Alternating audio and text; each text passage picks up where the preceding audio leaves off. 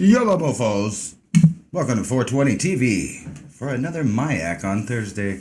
It seems. Let me look in the chat and see what it is, what it was like, and what it was supposed to be like. If it was like what it was originally supposed to be like. What's up, Alex? Top Knot. What's going on?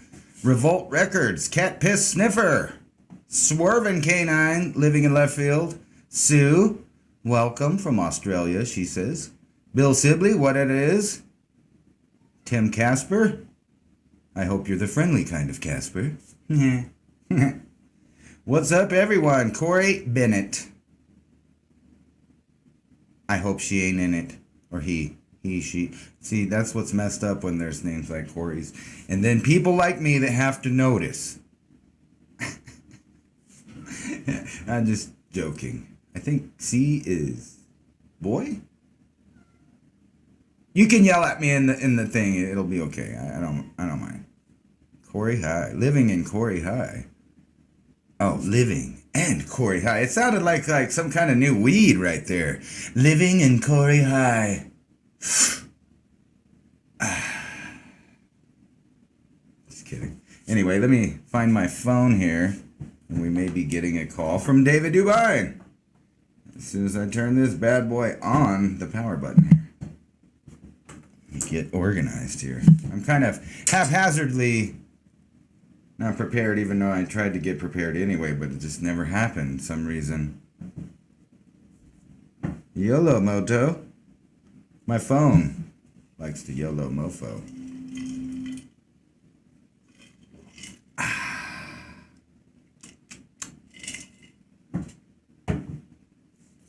Let's see here. Let me check the Skype. I see a message on the... Done. It's like Mr. Dubine is prepared.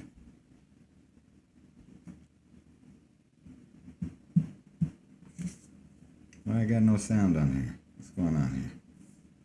My phone is just now starting. What's up, Max Vision? What's going on?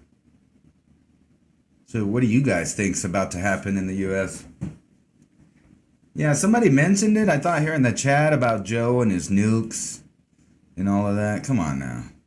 We got a guy pretending to be president, and I say pretending because I'm not buying he's in charge of jack or shit. Going around saying the dumbest, weirdest fucking things. That's the country you live in, if you live in it. I know some of you live in other countries with all kinds of asinine things happening where you live in your local neighborhood. Because it seems like asinine and upside down worlds worldwide at this point. It's a new world order of disorder. Order out of chaos, they think. But it's only their order and the chaos they give to us. Tammy, what's up? What'd it be? Let's see here. I hit the button and nothing happened. What's up with that? What up with that? Oh. That's all it was. Oh, yeah. And while I'm thinking about it, we'll just go ahead and load a picture of this. And of course, on time, even though people know I'm working, they try to come over right now. So just give me 1 second. Jeez. Meow.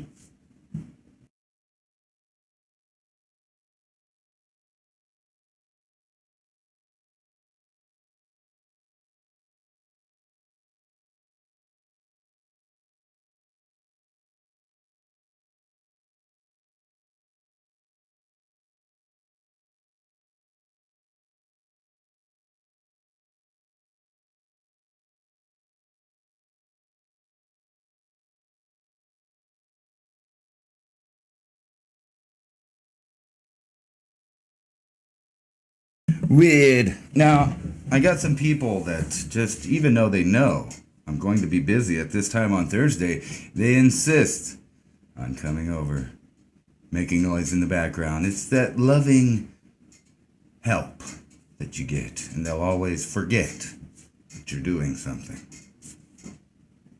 I forgot. I didn't mean to. I didn't know. And you, how did you sneak in here? See, you snuck right in here while I was busy. Now I got a cat friend in here. Anyway, back to business. Let's look this up. So, I don't even know where I was at there. The farce of a country? People saying there was an insurrection with a bunch of FBI agents that were doing violence and Antifa that were doing violence and some Boogaloo boys that was kind of acting rowdy. And we got all these groups doing stuff. And then you got a bunch of dipshits out there in their Make America Great hat volunteering to, kind of put themselves on a list.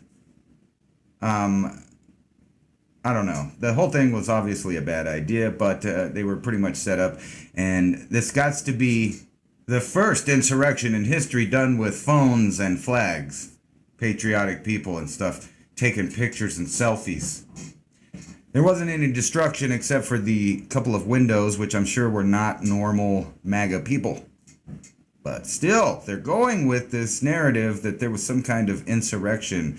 And now they're trying to push it and say it's all white supremacy, even though they're the known weirdos when it comes to race. They're the Democrat Party. They're the communists. They're the socialists that have been known over time to use groups and then shit on them afterwards. But, hey, you do what you want to do. I'm just here for the ride. So, let's look over here at the news stuff. Anyway, what a lame insurrection if it was actually done with phones and flags and people taking selfies. Kind of idiotic, if you ask me. But anyway, let's add a news source here. And I want to talk about this just for a minute, because I know it's related to what's going on. So, as I've talked before about us being a hybrid species, some people don't want to accept this fact. I mean, I don't really know why, but they don't accept the fact that humans is kind of a vague word for several different species, including Neanderthal, Denisovan, what they're calling modern Homo sapien, which they also call Cro-Magnon. And it seems maybe a new type of Homo who lived in Israel. Right here. Check it out. Hebrew U and Tel Aviv University researchers found remains of a new type of Homo who lived in the region some 130,000 years ago. And they go on to talk about how this human lived amongst other humans, other types of humans, all in the same area, using some of the same tools, eating some of the same foods, all coexisting at the same time, and without a doubt, there was some fucking going on. Our DNA proves this. Now, this one's a new one, or maybe it's just a regular human with a misshaped head, or some other kind of thing. We'll find out soon, but they're claiming it's a new type of human, judging by the bones, not being Homo sapien, modern Homo sapien, but more like an archaic Homo sapien, which, by the way, is a big difference. And I'll tell you why. Because whenever they talk about archaic Homo sapiens, we'll have to get back to that, because it's now the David Dubine Show with David Dubine. Because we need to begin conversations on how to adapt our food growing strategies long before 2030 as agricultural zones shift, affecting global crop output. But very few mainstream media outlets are talking about the most important issue of our time: cold weather crop losses. Our sun is going through a 400-year cycle, which has effects on our weather patterns as our magnetosphere weakens and the jet streams go out of flow. It's not CO2, it's not you, it's the sun. Are you ready to thrive in the grand solar minimum? Then join me for mini Ice Age conversations. I'm your host, David Dubine, creator of the Adapt 2030 Mini Ice Age 2015 to 2035 video series. And I do welcome you this evening, this afternoon, or this morning, wherever you are on this beautiful blue planet, below our crust or above our skies. All welcome. So many changes. Now, Those of you joining for the first time here, thank you for spending your time with Ransom Godwin from 420 TV Freedomist Films and myself, David Dubine. I have been talking with forecasting a second magnetic field intensifying in the outer solar system that would then have effects on our planet that would be so noticeable, with railroads disconnecting, cracking with the earth cracks, conduits, pipelines fracturing, snapping. We saw the giant landslide off of West Africa that buried the cables. These are different examples, a lot of mud volcanoes and giant fountains of lava that have never, have been seen only hundreds of years ago. And I was saying that there are going to be some earth change, top 2 miles of the crust anomalies that are going to start to make news, and at that point it can no longer be hidden. The intensification phase of this ramp up begins July and August of this year. In just a few more weeks, after Jupiter swings in front of the Earth, we're going to get into this locked magnetic field all the way until October of 2024 when it reaches its apex. Lo and behold, you have a building collapse today. Bridge in D.C. decouples. We saw the one over the Mississippi. And all of these supply chain disruptions and shortages are already baked into the explanation. So is it the powers that be that have illuminated knowledge that has been hidden from the general populace? Are they running off the timelines knowing what's about to happen with our infrastructure? Creating the excuse so if something's even further delayed. Oh, it's a port delay. Oh, it's a flat factory closure. It's COVID. It's this, it's that, it's inavailability, it's thing, there's closure. There's a million excuses built into things not arriving. What would you do? I would set the excuse as well, just like global warming was set as an excuse to explain away the changes you would see as the sun steps down in its electrical activity and has effects on our Earth, moving jet streams, changing temperatures, out of season, out of sync weather patterns. It was already explained through global warming. So when you saw it with your eyes, you go, oh, that's global warming. Oh, wait, rebranded climate change. Oh, rebranded extremes or something. Bait and switch twice so far. But anyway, there's enough hook, line, and sinker people out there that it's a believable excuse, and they try to, social degrade you back into trying to believe and put you in the cattle chute to get back into the same belief system. But what remains the same? What's the same for both of those? The excuse is already ready-made. Supply chain disruption. Oh wait, earth crustal anomalies disrupting our infrastructure to deliver supplies. All right, there's already an excuse there. Food production being cut at the knees because of solar activity shrinking growth seasons. That's already baked in, man. It's global warming. Hey, man. To quote from what's his name, Biden. Hey, man. So we got these two things. They're overlapping right now. And Ransom, I'm glad you joined me tonight. There's so much going on. It's an exciting week to be alive, actually. Yeah. Come on, man. Come on. Come on, man. You don't believe that global warming stuff, do you, man? You know, the first thing I thought of, when I woke up this morning and saw that building in Miami collapse, it was probably a sinkhole.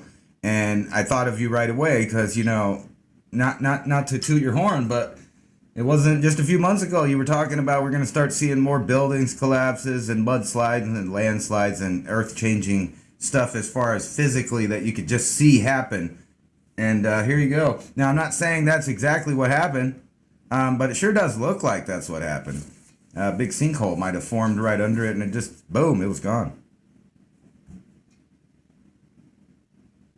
The whole building fell right down. It looked like quite different than, some people talk about controlled demolitions. This looked exactly like what they think it might be, and that's just, it fell into a big hole because the Earth's moving around. Even in places that it's not really known to do, you have other things like underground rivers and waterways that are moving around. So how does that fit into a new magnetic environment kind of that we're going into?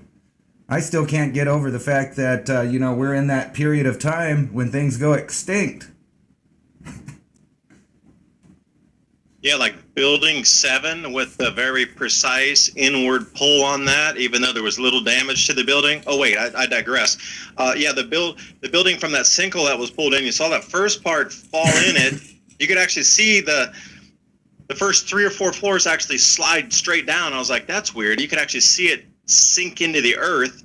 And then after that happened, that other part just fell in on top of it. I mean, it's gravity at that point, because you're looking at those structural beams and things, and without anything that happened like Building 7, you got to wonder, like, how did that building just completely fall in on itself unless the entire foundation of what was holding it up completely disappeared? Because think about this for a second.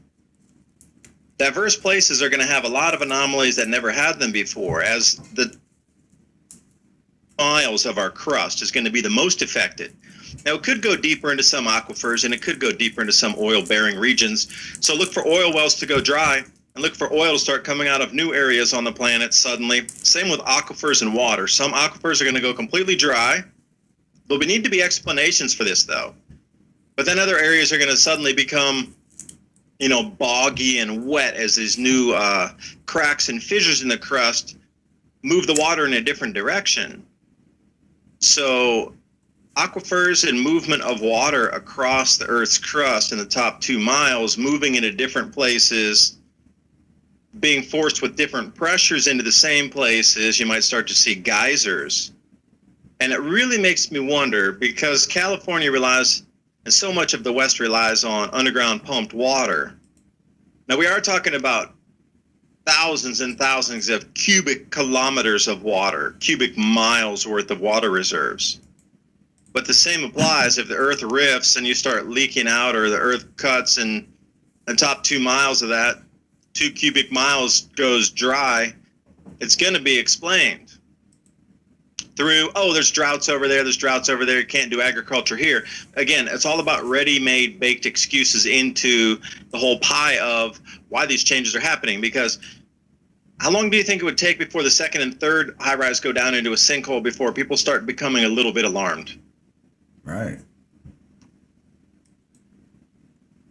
It kind of makes me think of this. I sent you a link here to this. I was just jumping on that link right there. It just I'm not saying this is related or nothing, but it just makes me imagine this building sitting on something like this, and then it just falls through, and then no telling. And this hole right here goes down pretty far, 1,300 kilometers away. There's a giant hole, 30 meters wide, thought to be anywhere from 100 to 250 meters deep.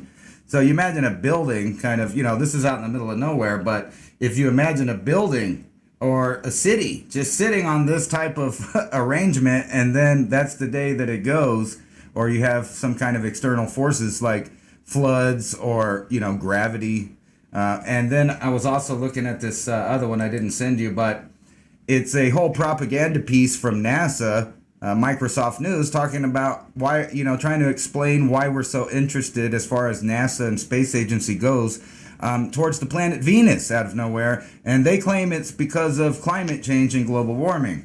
And I suspect maybe there's obviously a little more to what they're looking for on Venus, because everybody can agree that some long time ago, it might have been like Earth with oceans and, oxygenated air. And then today's version is clouds and sulfuric acid. But I doubt that it was some kind of, I doubt there were people, sitting around lighting their fires, driving their Humvees, and their cows were farting that made this happen.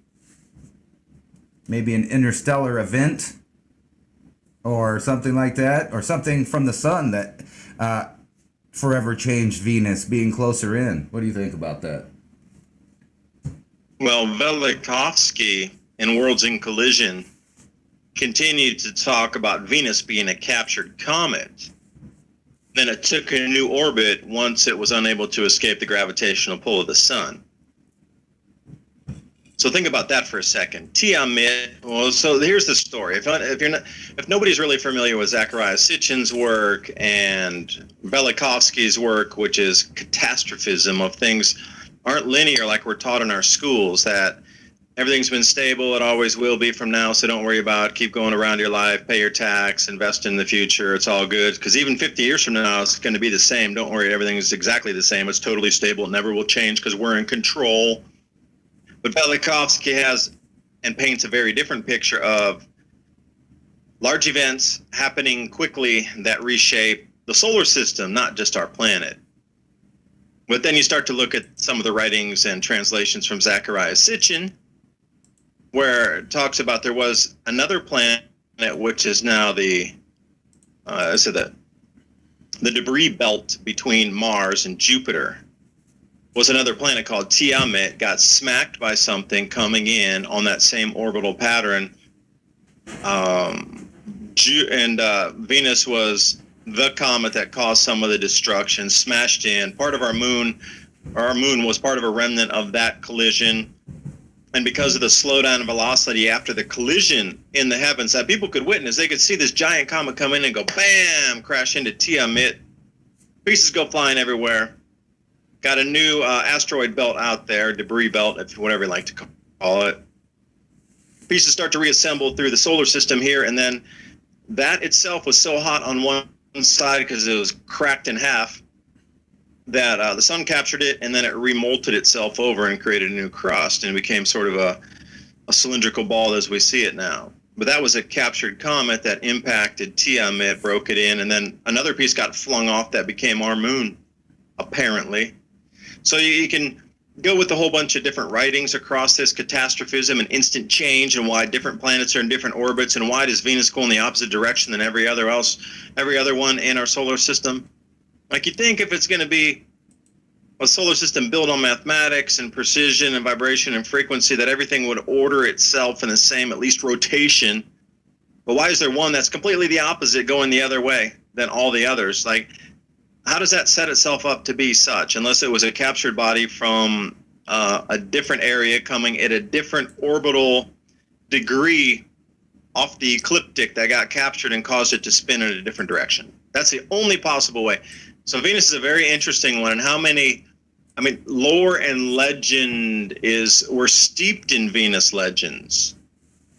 Yeah. From goddesses to Martians, and, even though that's Mars, they were talking about the Venusians. So much is steeped in Venus, right? We follow it. There's even days, given to it, and it's all about love. And there's so much devotion and reverence for this Venus.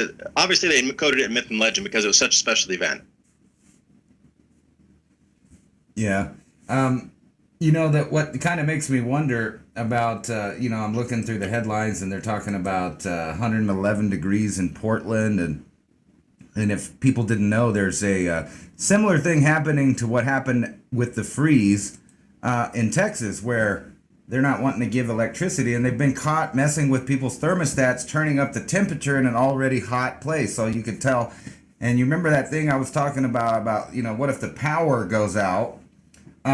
They just happen to be doing a massive exercise about that exact thing possibly happening. The power going out. And I'm already looking at people having health problems from power companies just turning up the thermostat remotely into their home, and then them having health problems because they're getting overheated. But if I can find it here, they're doing a massive drill with the National Guard and military about what would happen if the power grid goes down. So I thought that was kind of ironic. I'll look for it here. What do you think about that? So they're already preparing, and you got to think about this too. They're not preparing the Earth or our nation for an EMP or maybe a coronal mass ejection or something like that. They're not preparing us for that. They're not fixing the grid that's like prehistoric compared to these type of situations if you wanted to make it through. But instead, they're planning on what they're going to do when all of it goes out. Which is pretty bizarre, because it makes you think that they're not planning on ever fixing the infrastructure, and that they're counting on it going down for some kind of bigger plan.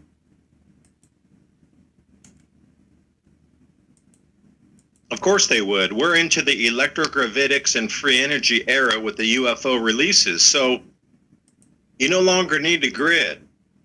But Tesla demonstrated this back in the early 1900s, that you don't need a grid for your power, that you can produce it in the place, in your home, in your business, in your factory. No transmission required.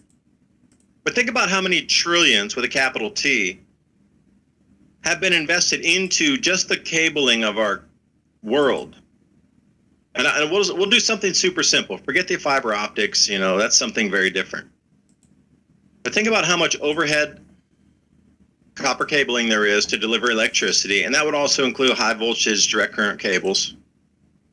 The towers that are involved in that, the high tension towers, and then the land and real estate deals done in that to get right away.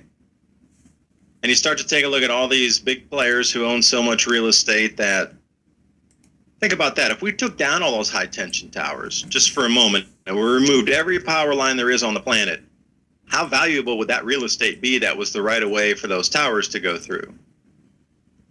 And you start to look, do we really need? We never needed it. But how many hundreds of millions of miles of cable is put across our planet to deliver electricity? And think about how many companies that had moved.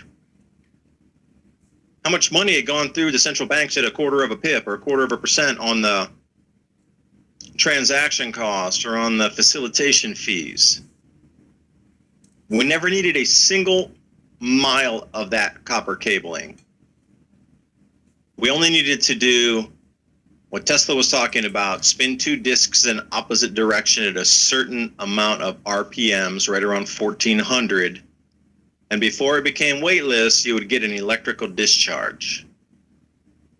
That electrical discharge could be harvested, harnessed, and rolled into batteries, as we understand it today, in battery banks, in the home, in the neighborhood, in the factory, with nothing. And then he took it the next step up and was like, well, if you spin it faster, it becomes weightless.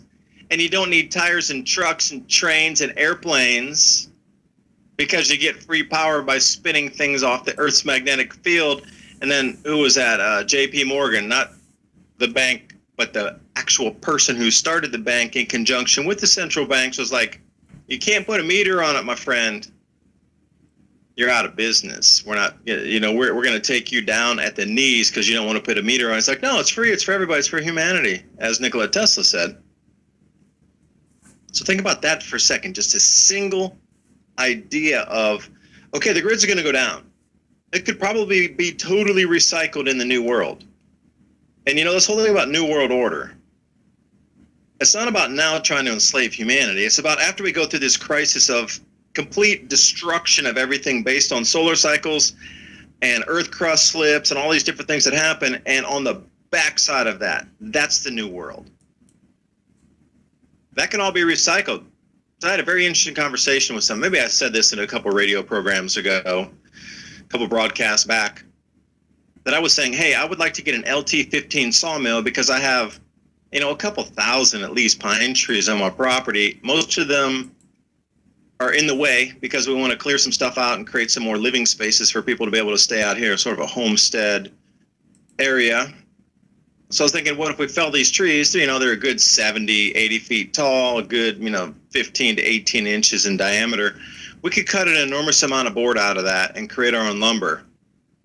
And the person I was talking to was like, well, why would you do that? If it really goes down into this, there's 500 million or even 1 billion people left, you could go into all the homes and just deconstruct the homes. And there's already a million billions of board feet laying around everywhere. Why would you ever consider cutting your own lumber when you could rock into a disused building or a disused home and just disassemble it and get the parts you need, including nails, if you remove them carefully enough? And I was like, they're not planning to ever have the grid ever after this. The grid is not going to be a thing. It's going to be deconstructed, used for something else. The copper can be melted down, probably used to resmelt or reformulate some of these electrogravitic devices that Tesla had perfected, along with Marconi, no less, and Brown in the 1960s. So Marconi, the famous radio person, was also into the same electrical distribution production that Tesla was into.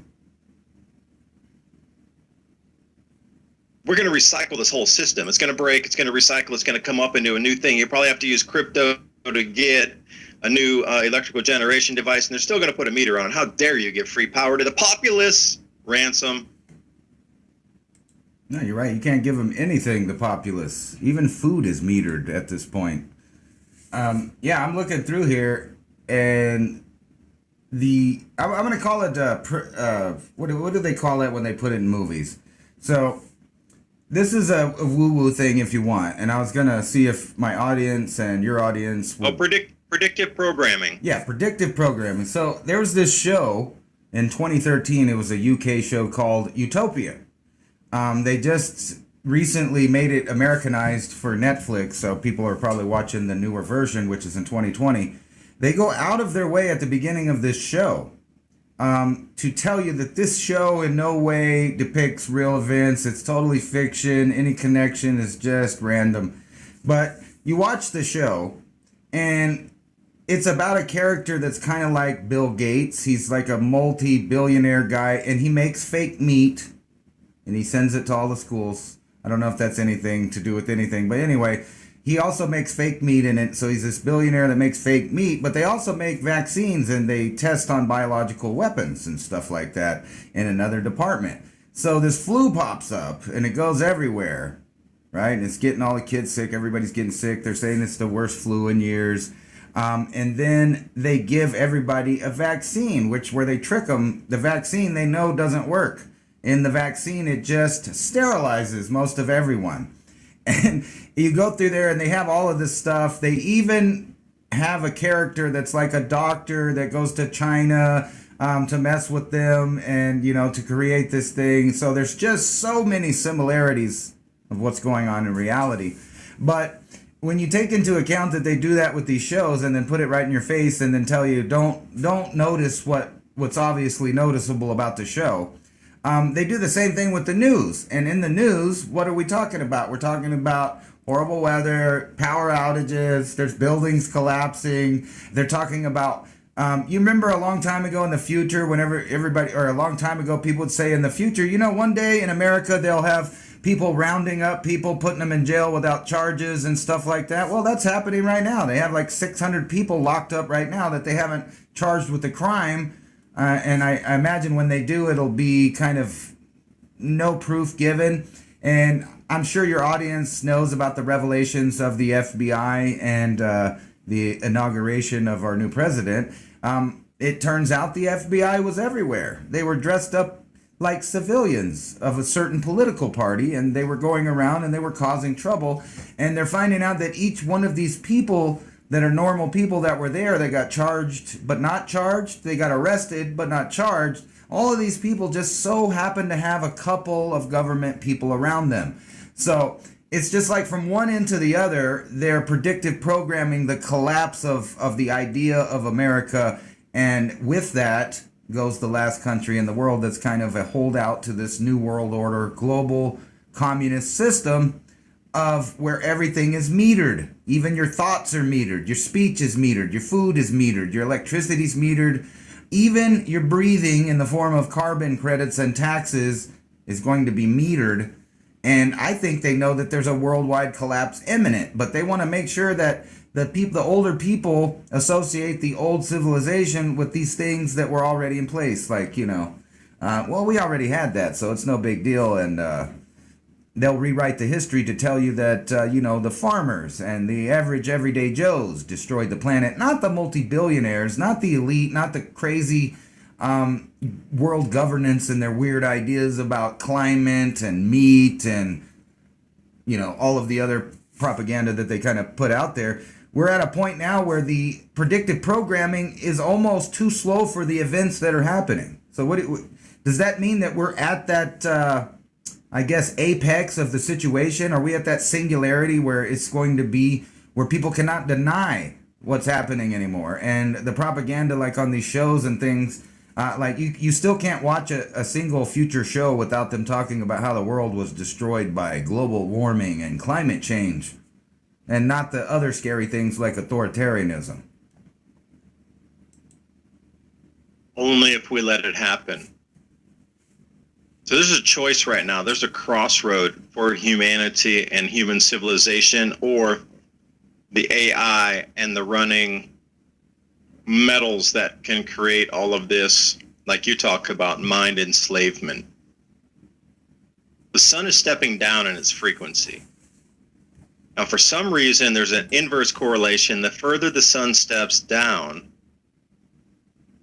the different hemispheres of our brains resonate differently and allow us to see I'm not going to say different dimensions, but within our own third dimension, more clarity in different levels of thinking, processing the information in the brain. This system only works if you take the metals in your body.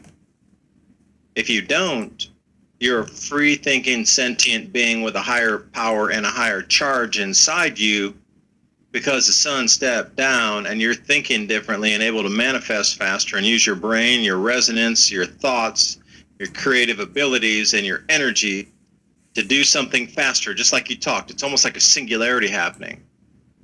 But what was that show? A guy had a green ring and he could instantly think of things. He was like a superhero and he could do it instantly. Green Lantern. Yeah. So imagine the human race becoming a Green Lantern, and unless you're vaxxed. So think about the duality and split of the opposition that could be thrown toward these elitist plans if an enormous amount, almost nobody took the vax, like almost everybody would wake up. And we could all coordinatedly together say, no, we refuse this. But the fear campaign has taken so many down into the human antenna AI conglomerate that's going to be the pushback force against the sentient humans who've chosen to stay with the frequency wave and uprise in the energies. So we're at this crossroad in humanity literally right now. This singularity is upon us. And the only way that this AI can defeat the singularity is by putting something into the human body to stop it. Stop that thought, stop that vibration frequency, and use and change that meat suit, if you will, for a better term, into a hybridized AI processing computer that can use the human mind for computing power. But at the same time, the host doesn't know it's enslaved like it is. It becomes a ghost race. Your choice, our choice. It doesn't have to be this way. It's our choice right now with the singularity where it goes. And I am on the side of light. I'm going to be pushing back against it. I refuse to accept this. And my waking being, I refuse to accept this duality of human hybrid AI integrated machinery, transhumanist that's going to run the planet and tell me what to do. A sentient human who chose to live naturally without being connected through whatever means is in nanobots and magnetism, etc., put into my body. I refuse that.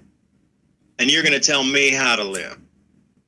And an infused, injected, magnetized, electromagnetically frequency, it scattered being is going to tell me what to do when I'm resonating with the natural frequencies of the sun changing and seeing through this illusion. Do not put that on me. I refuse to play the game. And if everybody was to say the same thing, within minutes or hours, our complete reality that you understand, the news feeds would change. The frequency of the way that people react would change, but it just takes billions of us getting together to start focusing on these changes. But the news keeps dividing people. But it is our choice. We're at that singularity you just spoke of right now. It's going to intensify in July and August. The singularity, I give it, 2024, I'll give a date on the singularity where it actually manifests in real time. October of 2024. That will be the duality of the battle of good and evil. And it's been, prophesied through all history when battles occur between light and dark.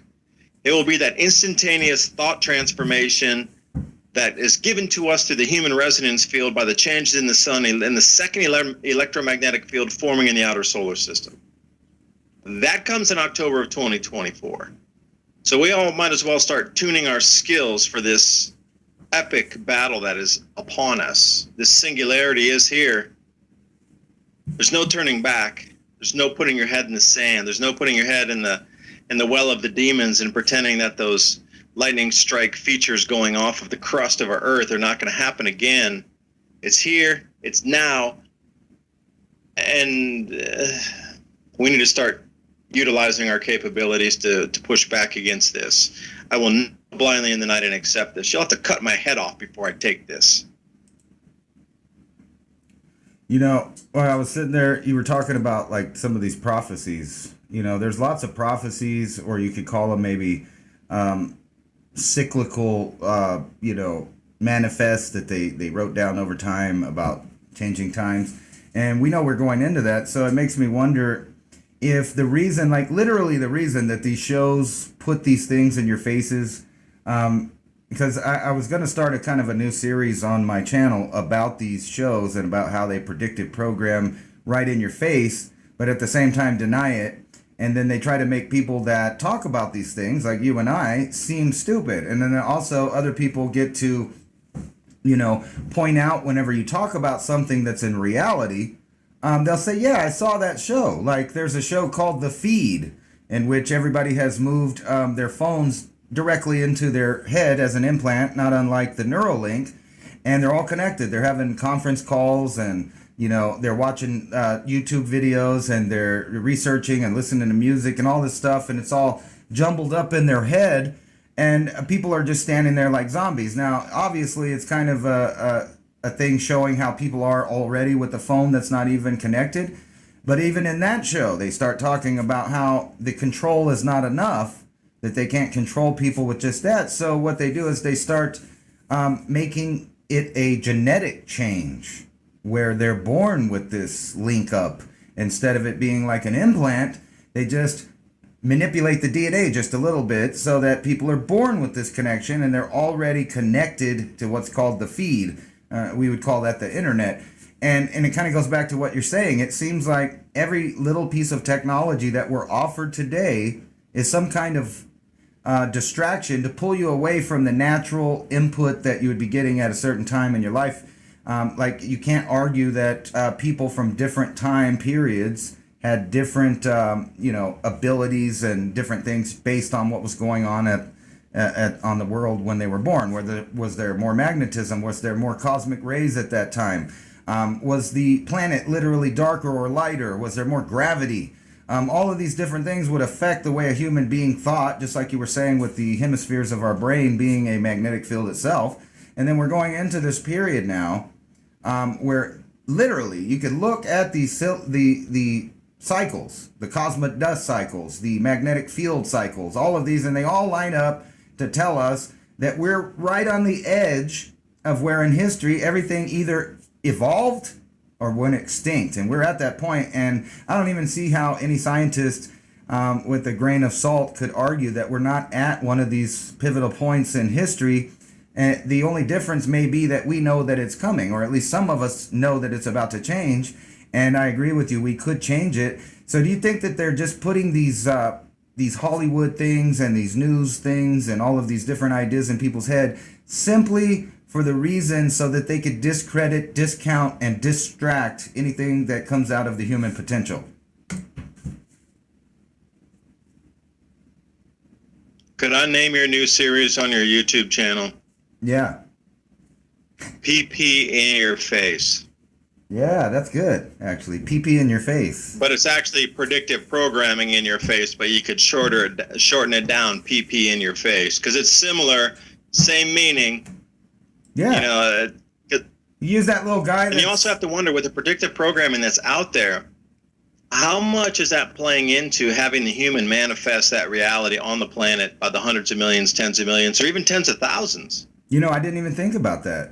Maybe that is. In addition to what's going on, like if you're going to want that to manifest, you're going to have it take physical form. But by doing that, using the human creative capability by thought process to create reality in front of you.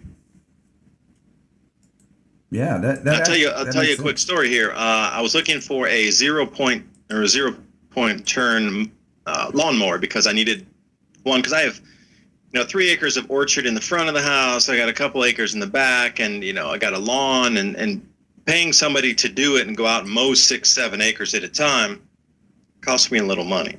Saves me time though, but I don't have the equipment right now. So I put a picture of this, and it was just one that I was looking for, a 0-point motor, on my door. Like when I walked out, I was thinking, I need to get one of these. I need to, get 2-inch gravel and then 57 crusher run on the back so I can put up a new road into the back field. So I have this whole list of stuff that I need to do on the farm out here. So putting a new road in with crusher, or crushed rock, and getting a mower so I could do more of my own work and tailor it where I could really sculpt out and really cut back a lot of stuff I want to. The images that I had on the door, somebody called me and said, hey, I have, my friend has this one, used ones. Would you like to look at it? It's a John Deere.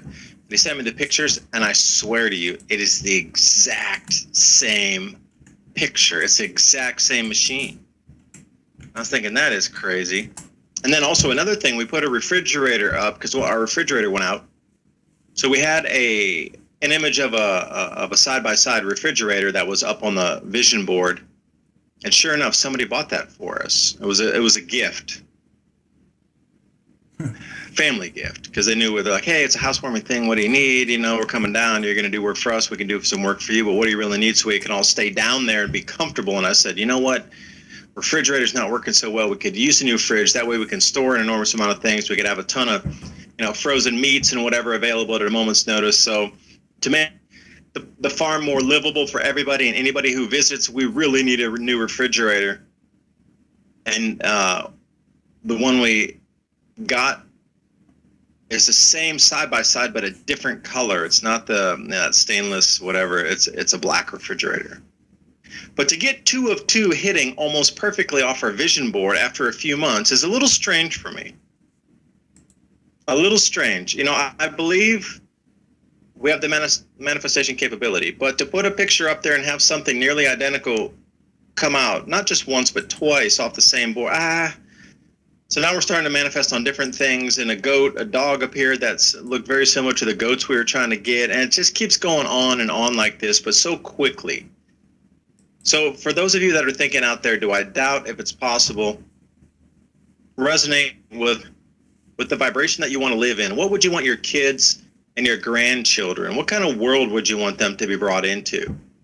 Because this dystopian nightmare that we're being fed through predictive programming and the news and all these other things that they're showing us that we have to, there's no other choice. It's only going to be like this because the billionaires tell us how to live, and we can only listen to billionaires. Whatever happened when we listened to ourselves back in the 1940s, 50s, and 60s? Like that possibility of creating your own change around you for your own reality and the world you want to create for your children and grandchildren still exists, although they will tell you differently. You have to live at the behest of the government handout and the teat of the government only, and the billionaire online shopping portals are the only place you can buy anything because it's the cheapest and the best and the fastest delivery to your house. There's no other option. Once you get sucked into that, that's their reality. That's their reality. What about stepping back out of it and creating your own reality? No, there's other choices. See, this whole predictive program and the whole news, and even when you look at the news now, like, the release of the new iPhone, something that's like a news headline. But it's that same thing that puts it in your hand to give you that same news feed that then gets you to predict and manifest the reality that these news feeds want you to manifest.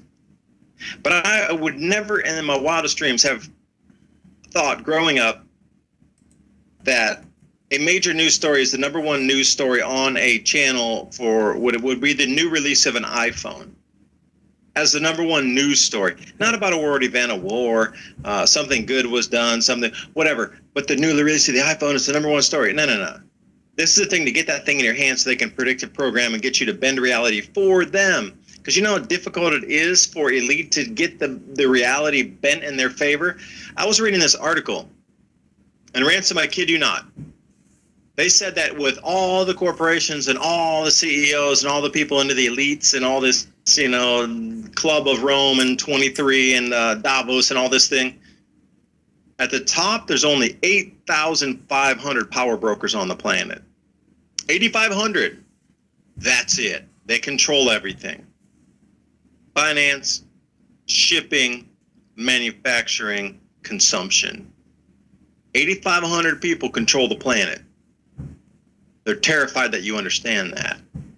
Because those 8,500 are trying to use the news to put the thoughts in your brain to manifest the reality they want. It is our choice how we want to manifest this reality. And 8,500 against 8 billion, hey, they talk about 1 in a million. You, everybody listening, are at least the 1 in a million. If there's 8.5 billion people on the planet, there's 8,500 of them. one of you, a million of you can overtake one of them. And I'm done ranting, Ransom. No, that's cool. I was kind of tripping out when you were talking about, how much they put in our heads. I mean, it's not something that I don't know, but you raise a good point. Can you name that movie or television show that's in the future where everything's great and that they solve problems and, there's no war and all of that? They don't have that because that's not an idea that they want to put out there. They're not putting out those type of ideas. That's kind of like the fringe idea that they want you to always feel like is an impossibility to be able to live off the earth, live free. I can't get over that thing that you're talking about being metered, because that in a sense is the entire power of authoritarians worldwide over each individual, is the ability to meter each life.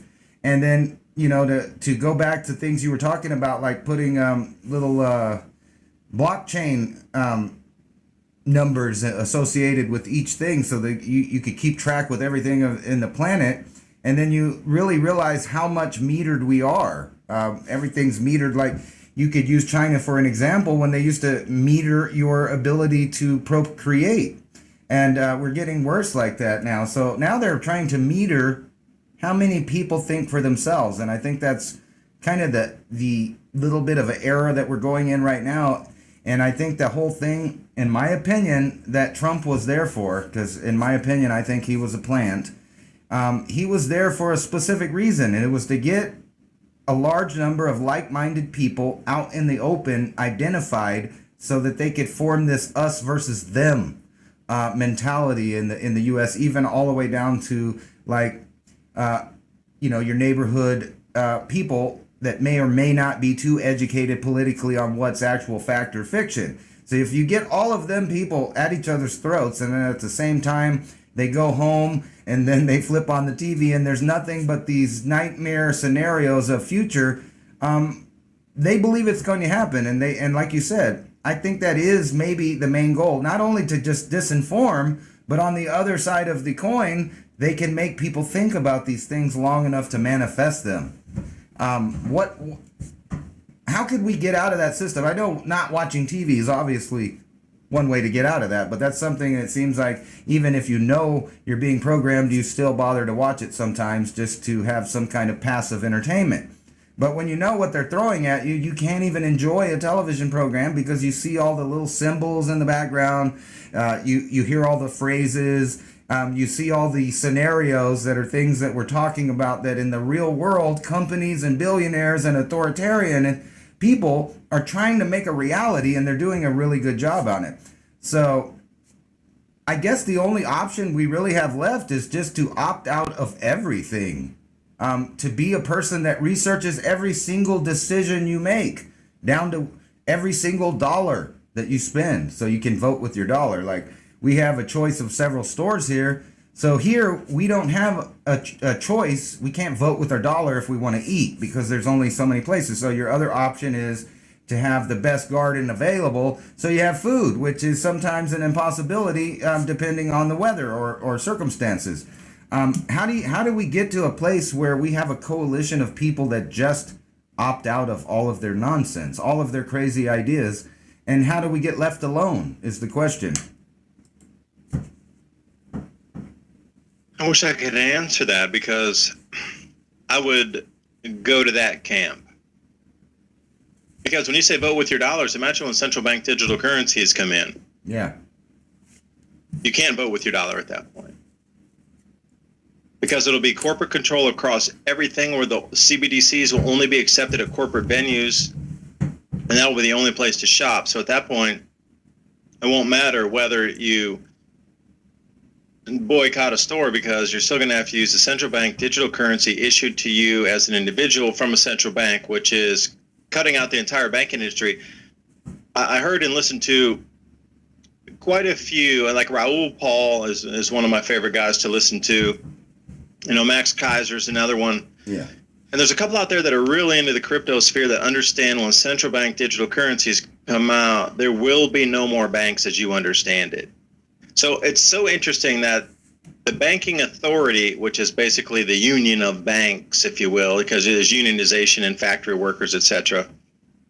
So the banking authority has its own central issuance of workers in the banking industry, and they make up their own unionized thing. I didn't know this.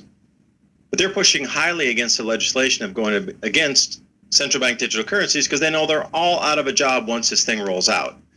Like, why would you no longer need any of their services at that point. Everything's issued by the government to you as an individual from a central bank to an individual. What's more to say? There's nothing more to invest. You get what your credits say you'll get if you want to play in that system. So when you were asking about, what's a show that finally has some positive outcome? Stargate. Because when they jumped dimensions or jumped areas across the solar system and across the universe, they came into some of those utopian areas. What was so interesting is, I don't know which maybe it was the first Stargate movie. They went in there, they found this most amazing society, living in the desert, all harmonious, no fighting, no war. They decided to stay there for a year, and then they got dragged back by the military. Again, the military intervention had to be inside a peaceful society. And the only time to answer that question I've ever really seen peaceful societies is the peaceful societies are there in the shows in the beginning until commerce and military finds their way into the place. Like Avatar would be a good one. Yeah.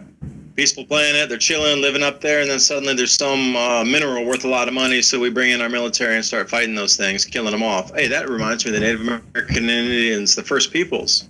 And you can see it again and again. Every show you watch, it's a peaceful society chilling. They want to live in harmony, and I think that's the default setting for every human on the planet is we all just want to live in harmony, have our families, make our living, enjoy our lives, create what we want, whether it be music, art, agriculture, woodworking, blacksmithing, goldsmithing, diamond cutting, whatever it is. Everybody's into their own thing. Emerald cutting for a friend of mine. But why is it that we all can't live as we want? There's a small select of people who say nobody can live in harmony. We're going to create disharmony as much as we can across all genres, all races, all religions, all spectra of your earning abilities through the division of the media and television programming. Oh, don't associate with them. They're just farmers. Default is peace and harmony because that's how you exist. So think about the human as, let's say 23 million years for us as the human here on the planet. How much of that time in the 23 million years do you think we existed and coexisted in co-harmony and helped each other to get through to be here for 23 million years? Do you think we fought the whole way through? Impossible. The only thing it is in these last 4,000 years from some whatever jinn or demon that jumped down in here in this dimensional realm, or maybe it's always been here but enhances through technology the ability to do its dastardliness here on the planet. There's no way we as humans could be here for 23 million years plus, or around 23, and not have worked together most of the time in harmony, because you harvest more, we plant together, we harvest together, we share the resources. You marry here, you marry there, we share genes, and we have stronger genes, everybody's healthy.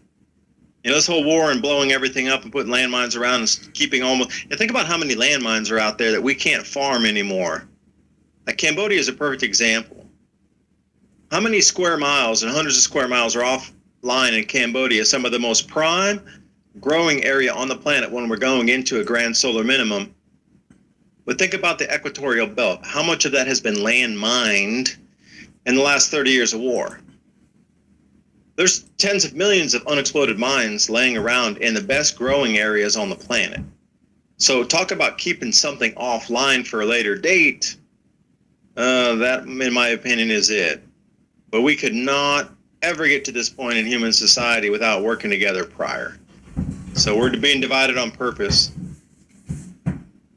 Yeah, I'm kind of digging what you're saying about the kind of negative force. How long has it been here? Has it been here from the beginning? Because if you think about it, not just future, movies and stuffs don't really have those utopic, a real good future. But you notice that our entire history of human history is all centered around battles and wars. There's no like big long story about, well, there was this race of people that lived here, and for thousands of years they just farmed and got along, and they made stuff and invented stuff. No, our history's only about who killed who and who was the victor and who was the loser. Just about the entire recorded history. Even if you pick the Chinese history or any other history, it's just full of war. It's like that's what we've been forced to define ourselves as a warlike species, when, like you said, the default setting for most people you come across is peaceful. They look out for people. I mean, good-hearted people usually do that, but there's always this wrench or cog in the wheel that disrupts good things, I guess. And it seems like somehow we need to find out how to flip to the other side of it, where the good side of things, the beneficial side, the creative side, is the one in control instead of the destructive side. Because it seems like the destructive side's only there to allow us to prosper for a short time in order to be the controller of its destruction. So why do they get off so much on destruction? I don't know. But I have a feeling, judging by everything I read and research, that time is now. They're pumped up about this time. These elites, these people in control, they are more than happy right now because they think this is their time. This is their little time to write history and be the controllers of society and where it goes. And we need to be the cog in the wheel. They're waiting for Saturn to flare sometime around November, and that will be the mark. Now, what do I mean by that? Well, if you look at the progression of the inward trajectory of anomalies on planets because of electromagnetism, the second magnetic field setting up, and our sun stepping down. The sun sure is stepping down, but things are equalizing. If you think about electricity and magnetism, it equalizes. Think about magnets. They come together, they push apart in an equilibrium. Electricity itself, if it's overcharged, it breaks that conduit to try to equalize itself out through the air to reconnect. Even if it's for a moment where we can only spot it in high-speed film, that's the equilibrium it seeks naturally. So coming into another electromagnetic field out in the outer solar system, we're jumping in 6-month increments. So I'm going to take you back to last year. Pluto's atmosphere collapsed. Neptune, atmosphere reversed, the storms reversed direction on Neptune. Uranus, a few months back in May, or it was a month back in May, had X-ray flares that started to come out of nowhere, just instantly burst out of the equatorial bands and jump out through the rings. And it was strange because they almost made a rainbow pattern jumping off. You think X-rays, and they would just come in a linear pattern where they would shoot out off the planet. But they didn't. Saturn's the next, and it should be coming up in November or October. When Saturn changes state, that will be the go signal for the elite. We'll be right back. Dave Dubine here, along with Ransom Godwin, 420 TV, Freedomist Films. 2 minutes and 2 seconds. Enjoy your break. We'll be back with some deeper thoughts as we move to the next hour. Freedomsolution.com. Right back after this message.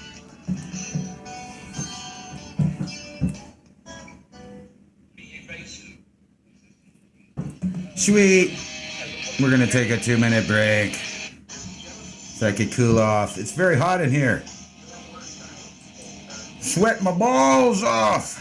Anyway, we'll be right back with David Dubine on Mini Ice Age Conversations right here on 420 TV. Thanks for joining us. Pew. Here, and you guys can look at this while I'm gone. I'll just take myself right out of it.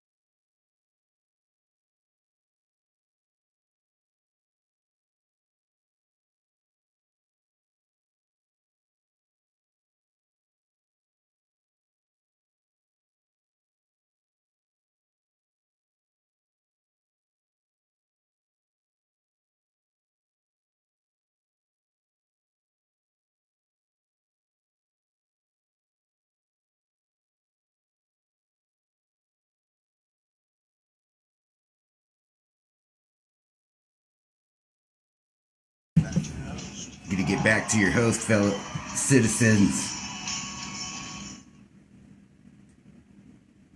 Welcome back to the second hour of Mini Ice Age Conversations right here with Ransom Godwin, 420 TV Freedomist Films, and David Dubine from Adapt 2030.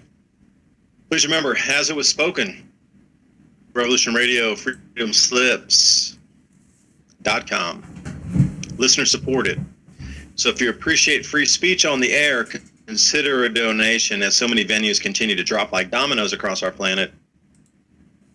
The tighter things become as the race of humanity awakens, the more the conduit for us to communicate is going to decrease. There's going to be an inverse relationship. The more humanity awakens, the less they're going to let us communicate with each other. If you feel it's valuable to have a communication avenue open, consider a donation. freedomslips.com. And Ransom, before we were on the break here, I'm going to continue with the timeline. Now, if you're just joining us right after the second hour here, before the break, I was explaining that the electromagnetic frequency of our solar system is changing to the point it's measurable now.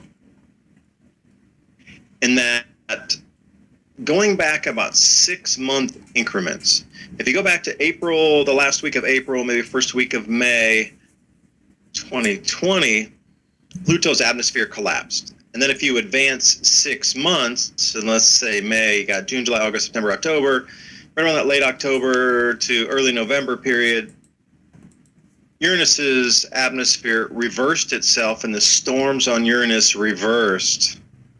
Or sorry, Neptune. And then recently, just a couple of months back, Uranus had these X-ray flares that jumped out onto the rings and then continued off into space, where you could actually see the looping U or rainbow configuration of these bolting out off the planet into the rings and then out into space, versus just being what you would consider a shite and like a just shining bright light that would just blast off, that you would expect as a explosive energetic particle just coming out. But it actually took form jumping, where you could see it take and connect to different parts of the rings as it left the planet. That's electrical for sure. So if we're coming from the outer solar system into the inner solar system, what's the next planet that's going to be affected in this whole scheme of thing? In November of this year, Saturn. Now, you got to realize Jupiter is already blowing off these giant aurora that are 10x larger than normal.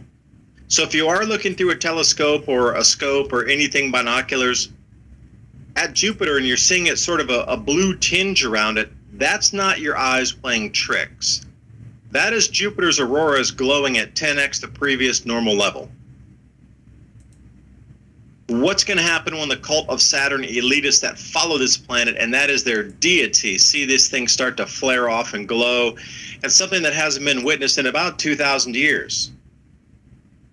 The last planetary orbital geometry looking at in October of 2024, the last time it matched up within 1 degree of arc out of 365 or 360 degrees.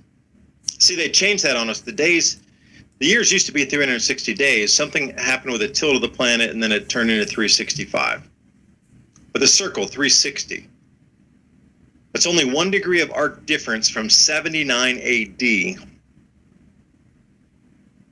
And Saturn's going to flare next.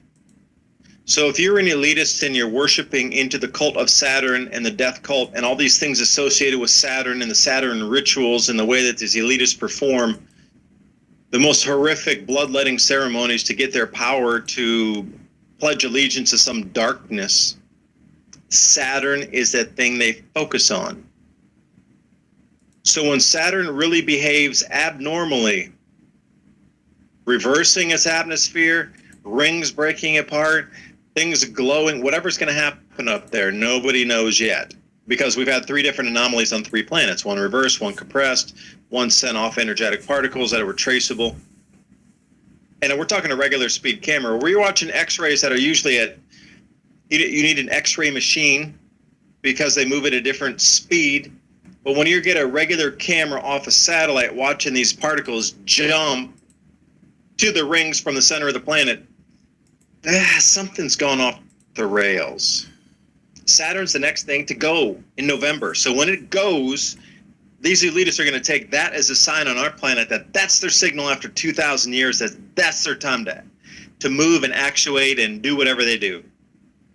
And the reason I came to that and put that long explanation out, because Ransom, you clued me in and ticked me onto a couple thoughts talking about, what are these elitists doing and why are they doing it and what's their timelines coming forward. Even in these shows, they're in 2024.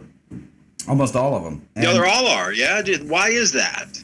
I don't know, but I found this little thing. I was trying to show Saturn while you were talking, and it's a little GIF that lets the solar system roll forward. And I've stopped at 11/01/2024. And for the audiences, you can see it. This day right there, every single planet is on one side of the sun. And then shortly later in the month, you just have the 4 big ones, and the littler planets are out of the way. So you'll just have Earth and these big 4 gas giants all on one side of the solar system. So talk about magnetism and gravity. This is 11/01, and I sent you the link to the little thing, and there's a thing that lets the solar system roll. But anyway, when you look on 11/01/2024, you can see every single planet is on one side of the solar system. So while this is happening, you can see within a month's time, there will be huge gravity changes in the solar system. Just as I let it play here. Watch, I'll let it play. Oops, it went back. There we go. And think about how those 4 are going to interconnect electromagnetically to create their own magnetic field as a combined force of those 4 with our sun as the equilibrium point, kind of like a teeter-totter.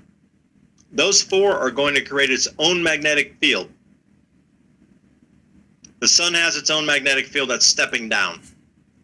So check it out. Earth's in the center between those two.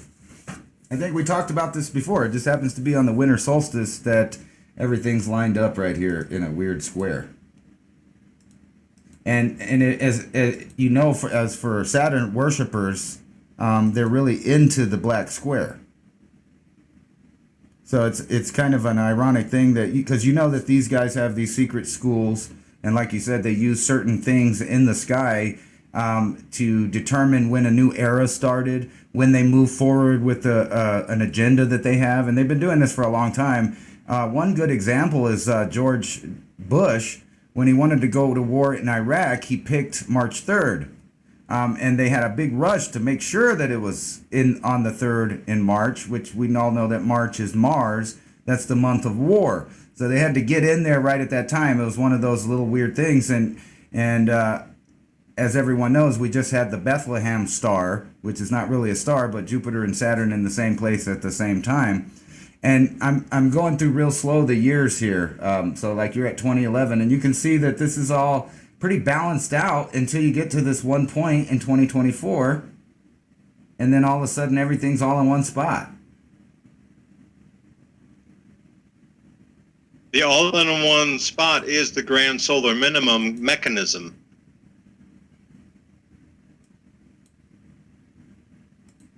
If you use that solar system diagram and roll back into the 1640s, you'll find something similar, but it's going to be a few degrees of arc off where those planets are. Now get this, I don't know if it's woo-woo or what happened, but when I first started doing this research back in like 2014 and 15, the planetary geometry, they say software, you could go all the way back to 400 BC, 500 BC, etc. Now they only let you go back to the early 1900s or even 1890s, and then it stops across all of them. So what is it now that they don't want you to see that they were not trying to hide, more than half a decade ago?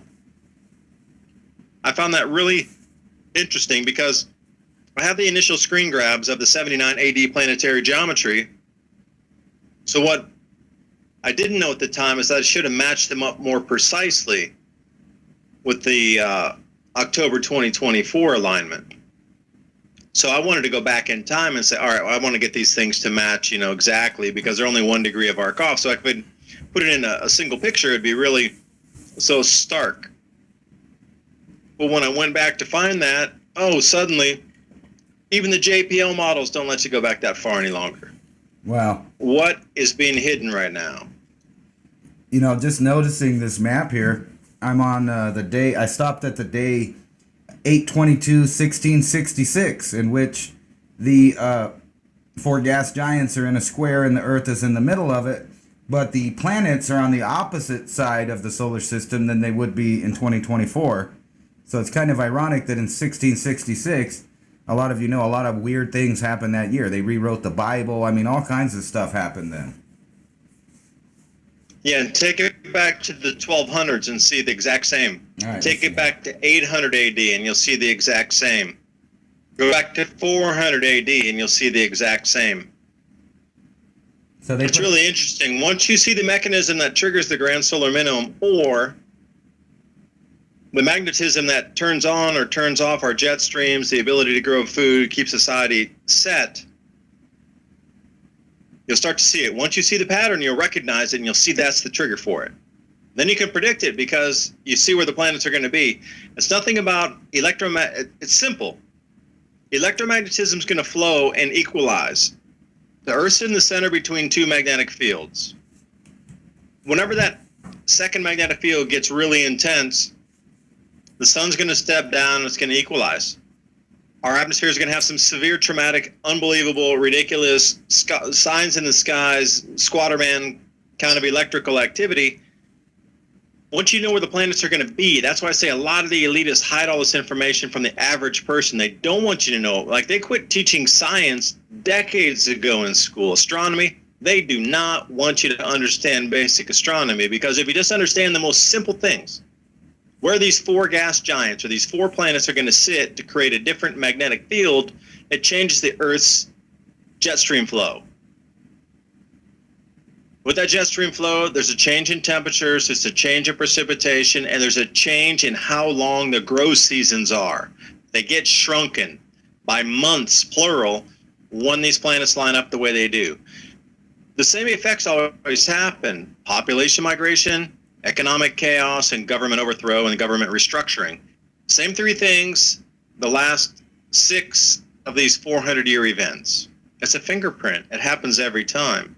Of course, they wouldn't want the average person to know this. So what date did you say? 400 BC? No, around 400 AD, and then around 400, 410 AD. And go back to 79. Are you able to go back to 79 AD? Yeah, I'm at 438. Go right back to 79 AD and look at what it'll be matched with 2024. You're going to drop off your chair. All right. I got to go 400 years in the future again. Here we go. You're a time traveler. This is a pretty cool little app if it's accurate. I mean, through time and space, man.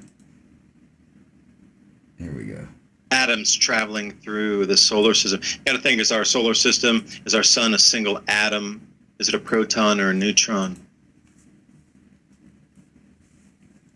Well, there's no doubt that our sun's one tiny little electron holding together a cell. And our entire galaxy is nothing more than one cell in the entire makeup of the neural network of the universe. That is true, though. Just sitting, looking here at the solar system, going and fast forward and reverse and forward, you can easily look for the pattern you want. I mean, when you see these 4 gas giants that move quite a bit slower than the other ones, like right around, I'm going to say 20 AD, each of the gas giants was at 4 corners of our solar system.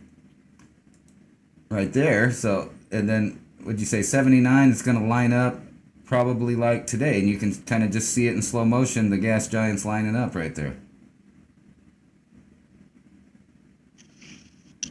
Yeah, so you got the slow motion part right. So if you knew that was coming, okay, you see the slow motion evolving. You knew the effect would be the same exactly every single time. Society wouldn't be able to grow enough food. the value of what a society was producing would have almost zero value because it would be unstructurable or unforecastable of the amount of value that could come out. I mean, we have economists now that do an enormous amount of forecasts. So what if you knew every single time that countries couldn't produce even remotely a percentage of what they used to, and then each time this happens, it's a different effect on the different parts of the Earth's continents. And I'm wondering who has the information going back about 20 million years on these cycles, because you would have, after 20 million years, you would have mapped every continent, the trajectory into the continent, the trajectory out of during these solar minimums, grand solar minimums, where it got colder first, which hemisphere was leading coming into the grand solar minimum. For example, this grand solar minimum, the southern hemisphere is leading by one season the northern hemisphere. So after 23 million years divided by 400, you'd have thousands of these cycles, thousands of them, to understand how continents heated or cooled, where the growth seasons shrunk. So with all this information in hand, if you hid it from the general populace and just a small little elite amount of people had this info, how would you be able to control and predict society? I don't think you could. Put yourself as gods in the place. Technocratic elite with hidden knowledge that should be shared with everybody, because it's about how the planets move through the heavens and how it affects us on Earth, as above, so below. Yeah, I don't think they can, and that's why there's a mass culling every time. I think they know there's a percentage of people that they can steer and control, but at a certain point, there's always that group of divergence that has other ideas about things.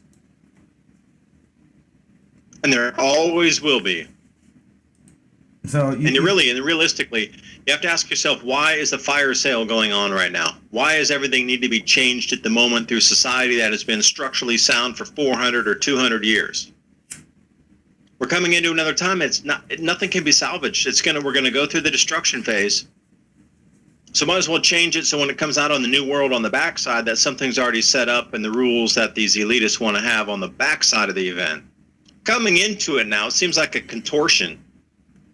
But it's really a plan for the new world on the backside of this. Burn everything to the ground, fire sale it out, cause so much chaos that nobody can point the pitchforks at the elite, and then let everybody stay on the surface, ride it out, and then when it evolves on the other side, rewrite the history, reset up the finance system, reset up the governmental structure, and start over for the next 400 years. Well, I know you're really into these cycles, and you could pretty much tell us. So what do you think was happening about 600,000 years ago? And the reason I asked that is because I'm looking at this article that's talking about a big celestial visitor, a new comet that they've dubbed, 2014 with a bunch of numbers, something like that. But anyway, it hasn't been here in their estimation since 612,000 years ago. So they dubbed it 2014 UN 271, and it's going to make its appearance between 62 and 230 miles. That's how big it is. Or they think it's that big. But it's supposed to make its appearance here in 2031, which would be right in the peak of all kinds of chaos, in my opinion, judging by other things. So, like, if this comet kind of came around a similar thing, what happened 600,000 years ago? And will we be repeating that similar cycle now? Snowball Earth, perhaps. Because you have to think about these interglacial ice ages. Now, where we sit in the frequency of the sun at this particular interglacial is a very low sun activity state. And if you look at the yugas where we came into this interglacial, we're at the bottom of the yuga chart anyway. Like, we're only exiting out of the darkness of the Iron Age into the Dwapara Yuga, which is a vibrationally faster. And what's interesting is we transited out of one star sign into another star sign at the exact same time that the Indian Vedas say we're transiting out from the Kali Yuga into the Dwapara Yuga. And we've just gone into the age of Aquarius, literally.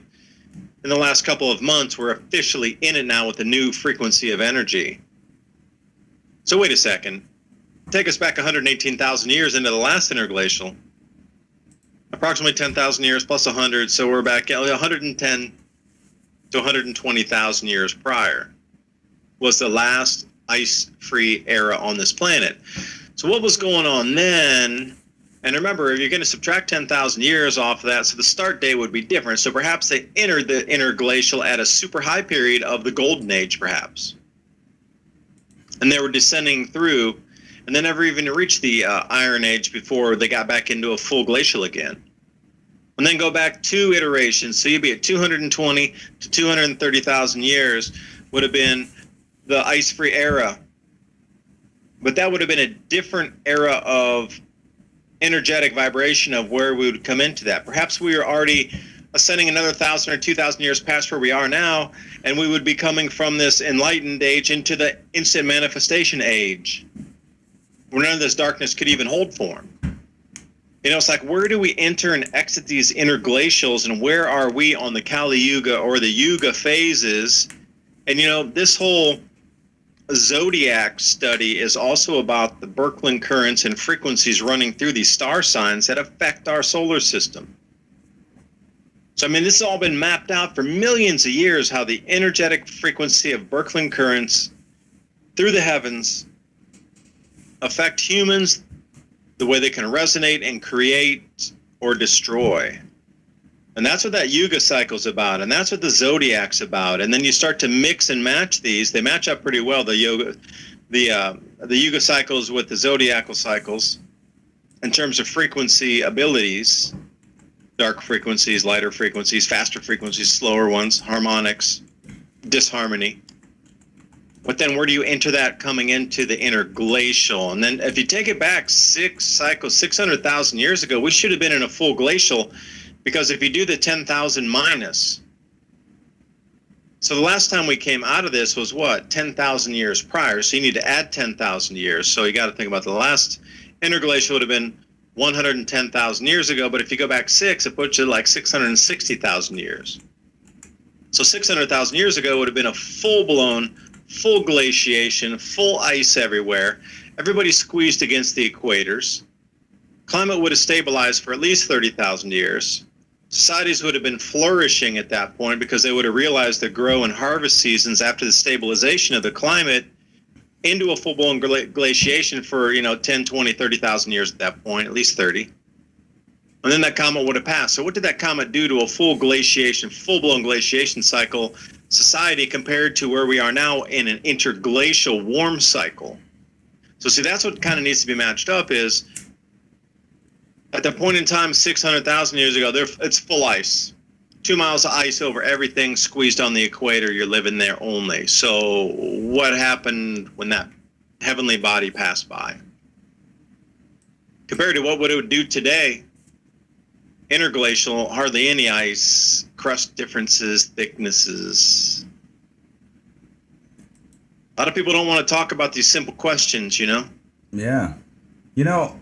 I'm one of those questioners. And here, let me ask you or give you a thought. So let's go back to this idea of manifestation. A lot of people question whether or not this is a real thing or not. So let's base it kind of on science.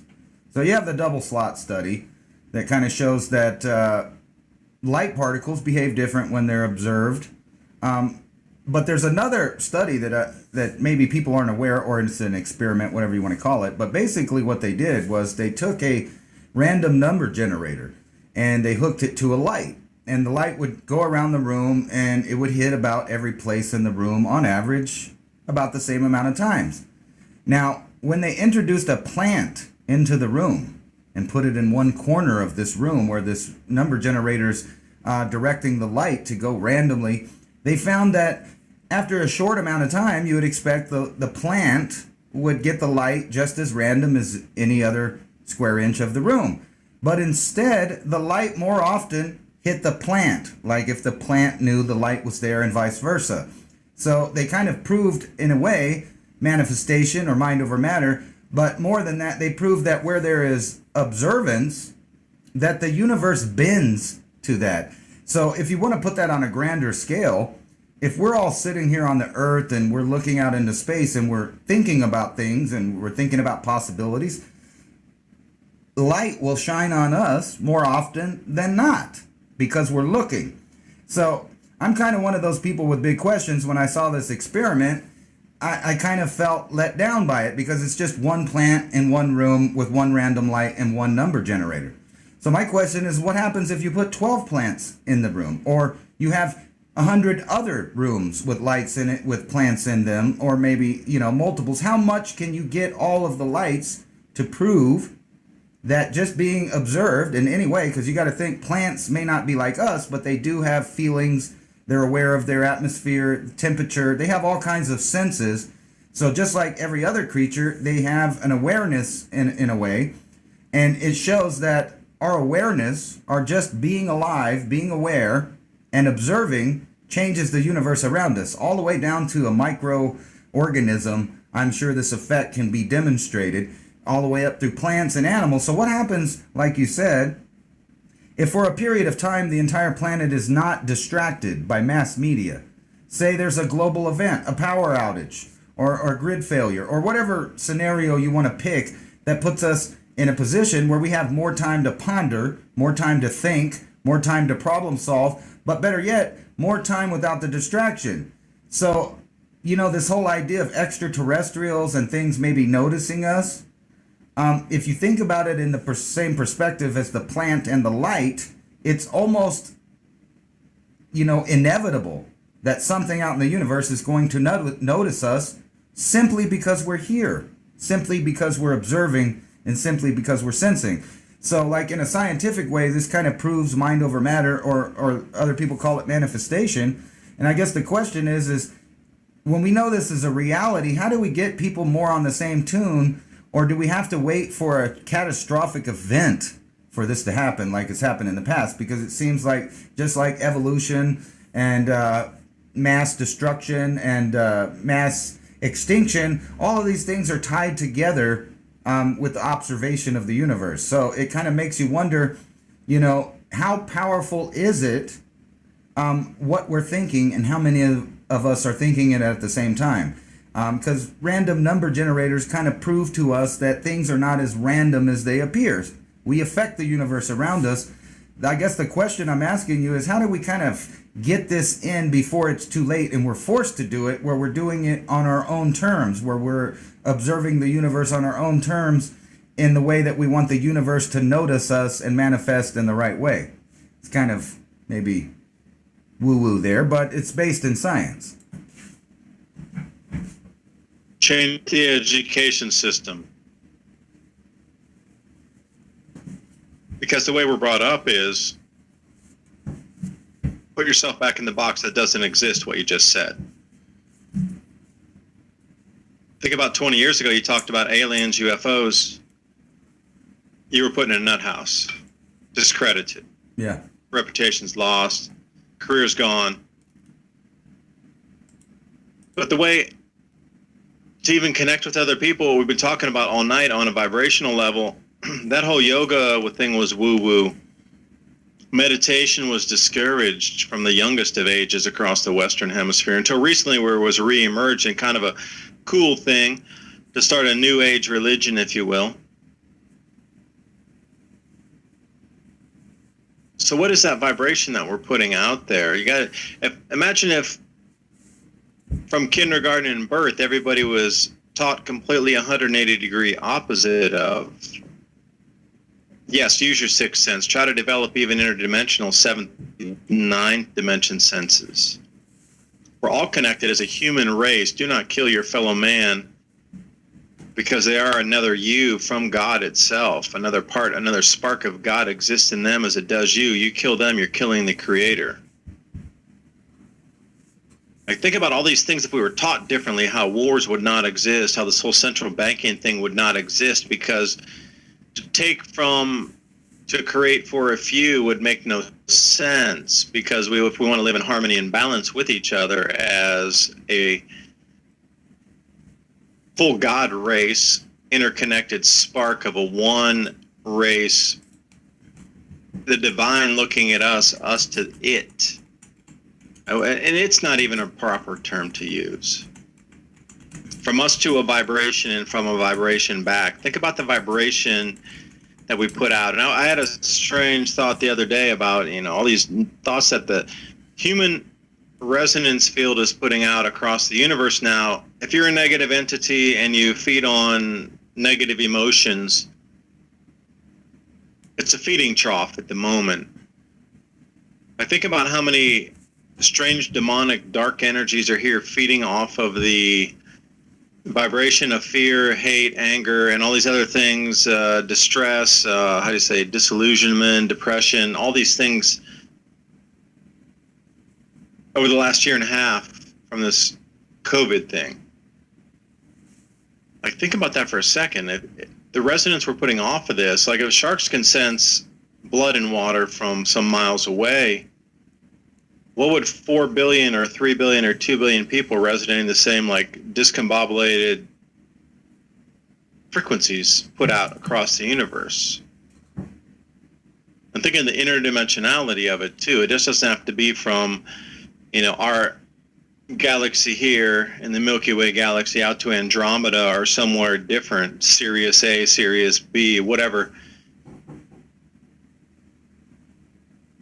It puts a new spin on the saying, Satan, get behind me. I'm not really a believer of Satan or the devil. I think it's an excuse for man. However, I do think there's plenty of dark faces that you could, or dark entities or dark forces that you could equate with the idea of Satan. And when you think about, like the devil, get behind me, that's kind of a saying in a different way. I'm taking it like, get behind me where I don't have to pay attention to you, give you energy, give you thought, and help you manifest.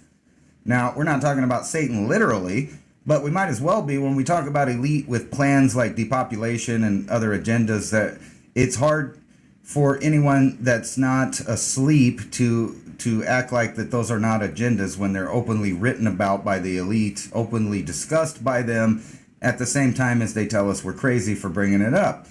So, like, just that saying, that should be how we live our lives, trying to not pay attention to the negative things, but maybe pay attention to the negative things in the way that they bring out positive ideas in problem solving.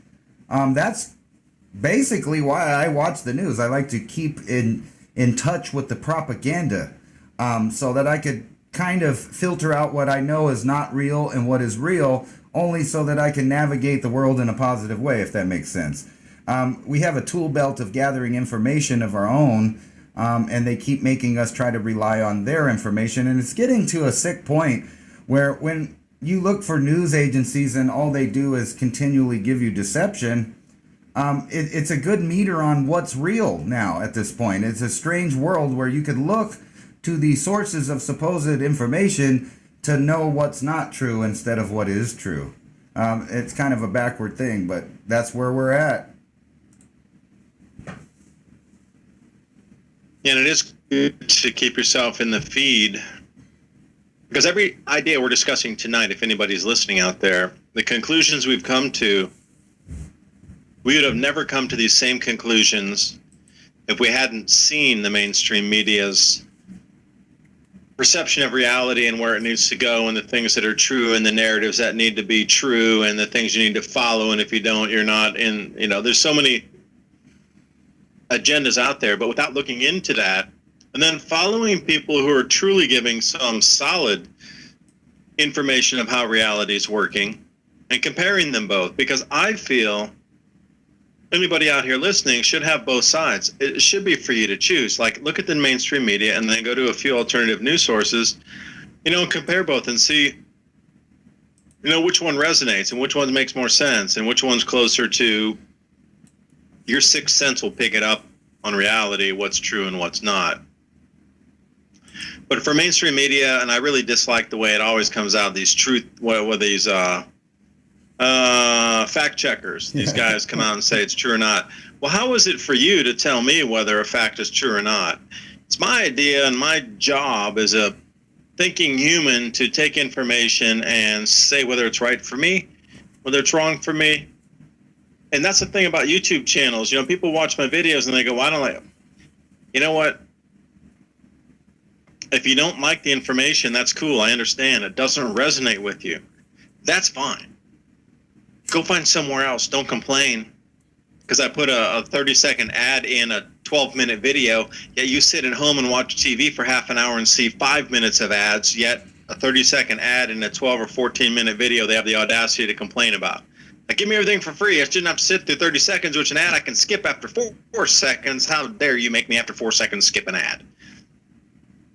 So if it doesn't resonate, cool. And then there's a lot of people who say, man, I love your information. It's super cool. I'm finding a lot of value in it because it makes a lot of sense the way, you and Ransom are talking about your ideas on the podcast compared to what we're seeing out in the mainstream media.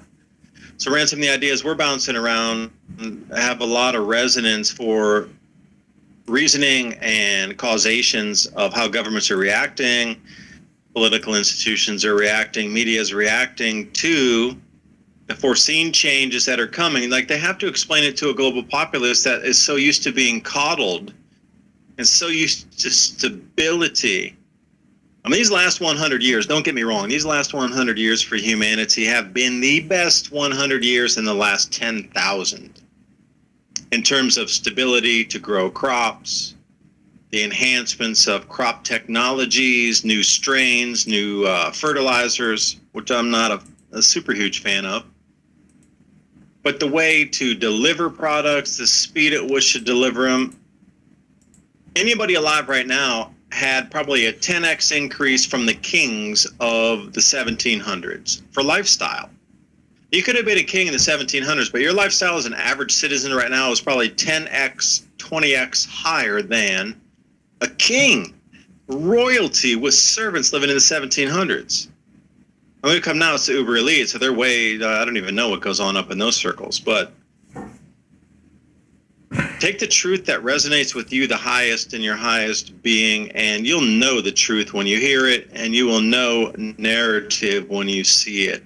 And anybody who tells you don't look at that, that's the person you should trust least, because every time I do one of my videos or a podcast here with Ransom, I'm like, do your own research. Try to disprove what we're saying. I say that in a lot of my videos because I believe it. Go try to disprove what we're saying. Because when you try to go out there and find something of the opposite in true science, what we're saying, you can't, because what we have with timelines, planetary geometry, mathematics, cycles, you can't, narrative is what is the opposite of that. Truth is vibration, frequency, numbers, and time, which is a construct of the human thought.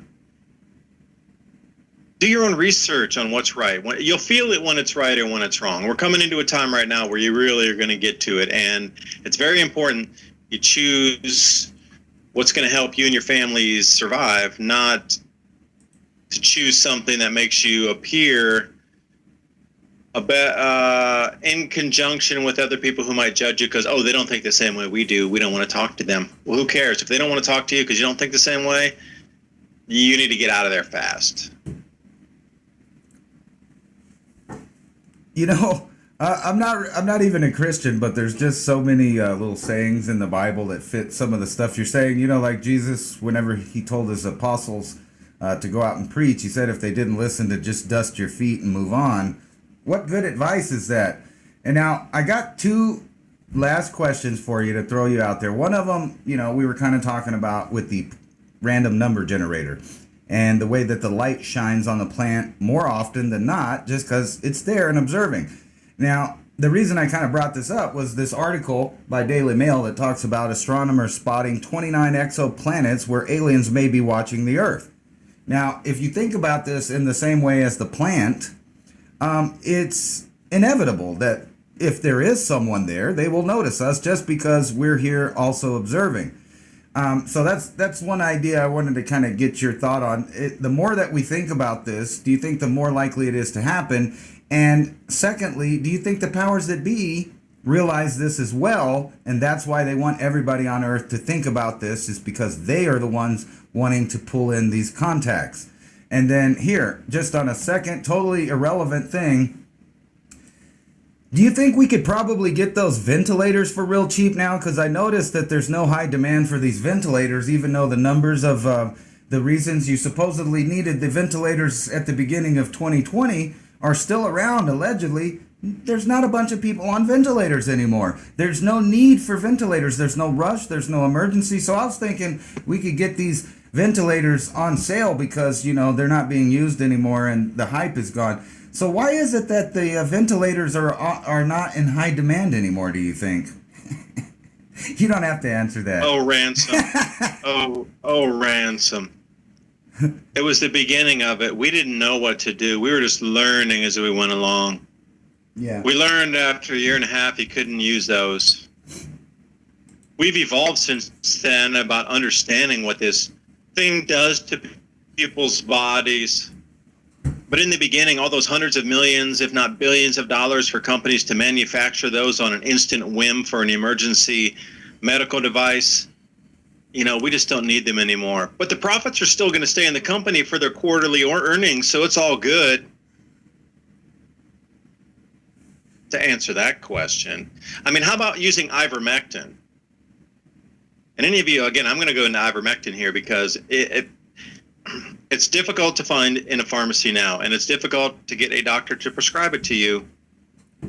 But this is not medical advice in any way, shape, or form. I'm just saying, in the community around here where there's a lot of horses, what people do is they use ivermectin as a deworming agent for horses. Now, you get these tubes, they're for a 1,200-pound animal. And you can go to any farm co-op across America and get a 1.87% ivermectin apple-flavored tube for $3.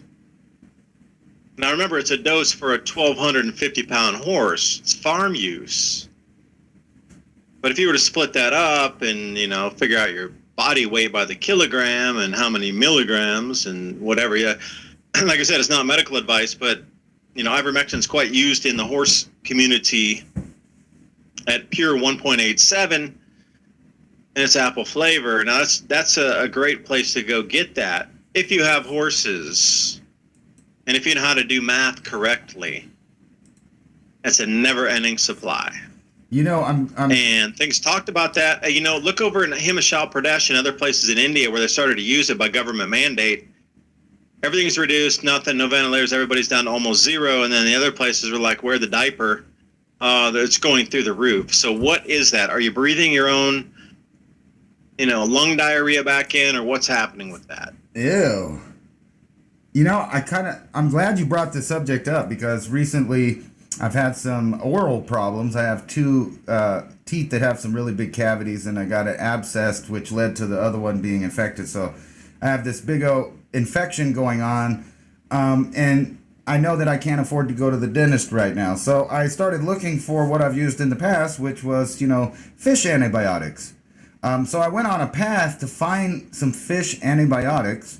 This is not medical advice either, but anyway, I was looking for amoxicillin. Everywhere I went now, at places I used to be able to get it, I called them, you need a veterinarian's prescription for a fish tank. I can't figure that one out, but let's get past that. Most of the places, coast to coast, that I looked for this product were out of stock. Out of stock. They didn't have much. There's a little bit left at different places. But this is a scary thought because that means that someone out there is predicting the use of veterinarian supplies for humans. And that market is drying up. So if you have access to antibiotics for your animals, you might want to get some of those now and stockpile those. Because let me tell you, the infection I have, I could tell that if I didn't live where I live and I didn't have air conditioning and I didn't have good food, it's easily a fatal problem. Just having an abscessed tooth or something like that, you can have a heart attack from it. All kinds of problems you can get from a simple infection. I know we talked about this last week where you were talking about cutting your leg. Like, what would you do if you got some gangrene and a bad infection?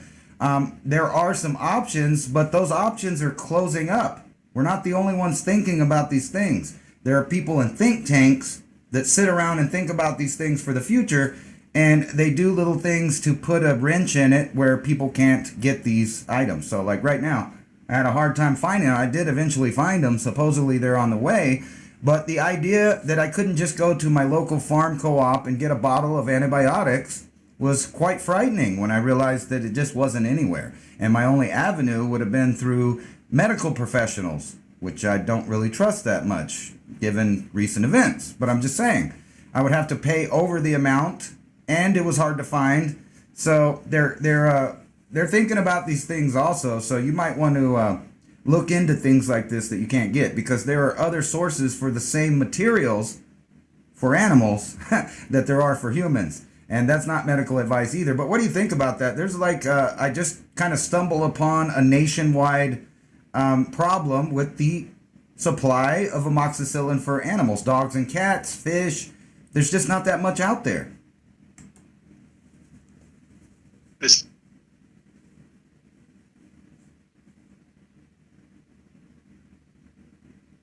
Hello? Uh-oh. We got cut off. Well, let me see. No, we're still on. Must be an internet thing. Hello? Mr. David Dubine, are you there? No, I can... I am indeed. There I it might be cut off from you. Nah, there you are. We connected again.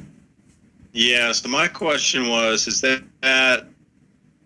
amoxicillin, is that for commercial fish farming, or is that only for home use aquarium type fish environment? I believe it's for both. It's pretty widespread use. I mean, they make it for dogs and cats. They make it for fish. They make it for people. They tell you that you're not supposed to eat some because of fillers and whatnot. But in a sense, it's exactly the same thing. Yeah, and I will suggest farm co-ops. And for anybody listening, reach out to them and just get yourself known in the stores. Like, go in there and buy seeds. You'll be surprised at the different types of seeds and the amount of seed that you can get. You know, you'll buy, like, let's say you go into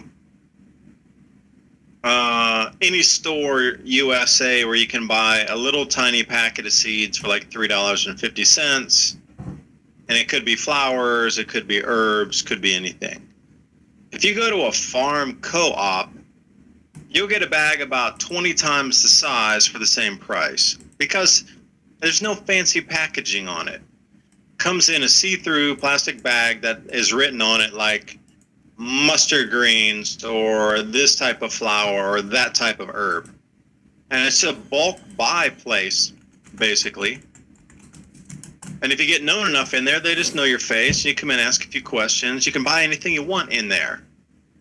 I mean, I have a registered farm, so I can go in and get anything I want across any genre of any thing. And, you know, the medicines, you're right, because they actually are in a case where they have to unlock it for you.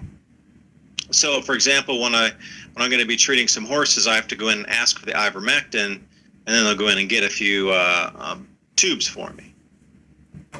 But think about stockpiling some of these things for animal use, because think about it, you know, what's the human body weight compared to a horse? You know, 1/7 of a horse. And the syringes and plungers are already measured out, so you know exactly what the doses are going to be. So if you're going to squeeze something out in terms of milligrams or whatever, it's all measured out for you. There's numbers on the stopper as you squeeze it out on the syringe. That's a good one, though. I didn't think about, you know, commercial fish farming and amoxicillin for something like that. So, yeah, ivermectin and amoxicillin. So what would another one be? Because I know doxycycline, a lot of people have a problem with that because it's really sun prohibitive. But if you're going to eat some doxycycline, man, as soon as you go out in the sun for even minutes, you get sunburn like crazy. So, and Ransom, what else are you thinking? All right, if you're going to do a medical list here of things grid down, you're going to need some antibiotics, obviously, because people are going to get hurt. Silver. Cutting the leg, etc. I was thinking colloidal silver, but that's only good to a point to stop infection after the infection starts. Aloe vera is good for topical scrapes, not good for deep cuts. But anything that you cut or scrape yourself super deep in whatever, skin, superficial stuff, aloe vera is the best. I don't know about other things though. I'm curious. What's your medical list if you're going to jump on something like that? Well, I would have to definitely think about stuff like oregano, sage, silver, honey. I mean, all kinds of natural remedies are out there. But you're going to have to cultivate these things yourself. So you're going to have to know somebody that has a beekeeper. That's a beekeeper. You're going to have to own your own silver for not only financial reasons, but the fact that you can make almost endless supplies of a pretty good antibiotic that works for a lot of things. Iodine is great, and I mean like the nascent iodine type.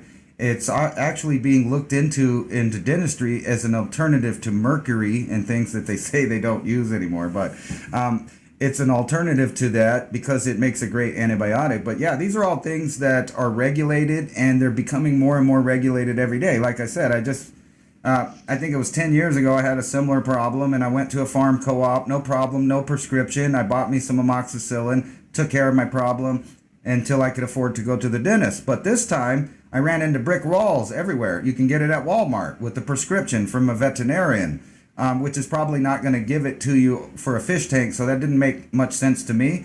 But if you read and kind of do a little studying on some of the medicines that are out there, a good place to start is a book called the PDR, which is a physician's desk reference, which can help you identify every single medication out there that's either veterinarian usage or human. It's all in there, side effects, uses, etc. So some of these things can be found in other places.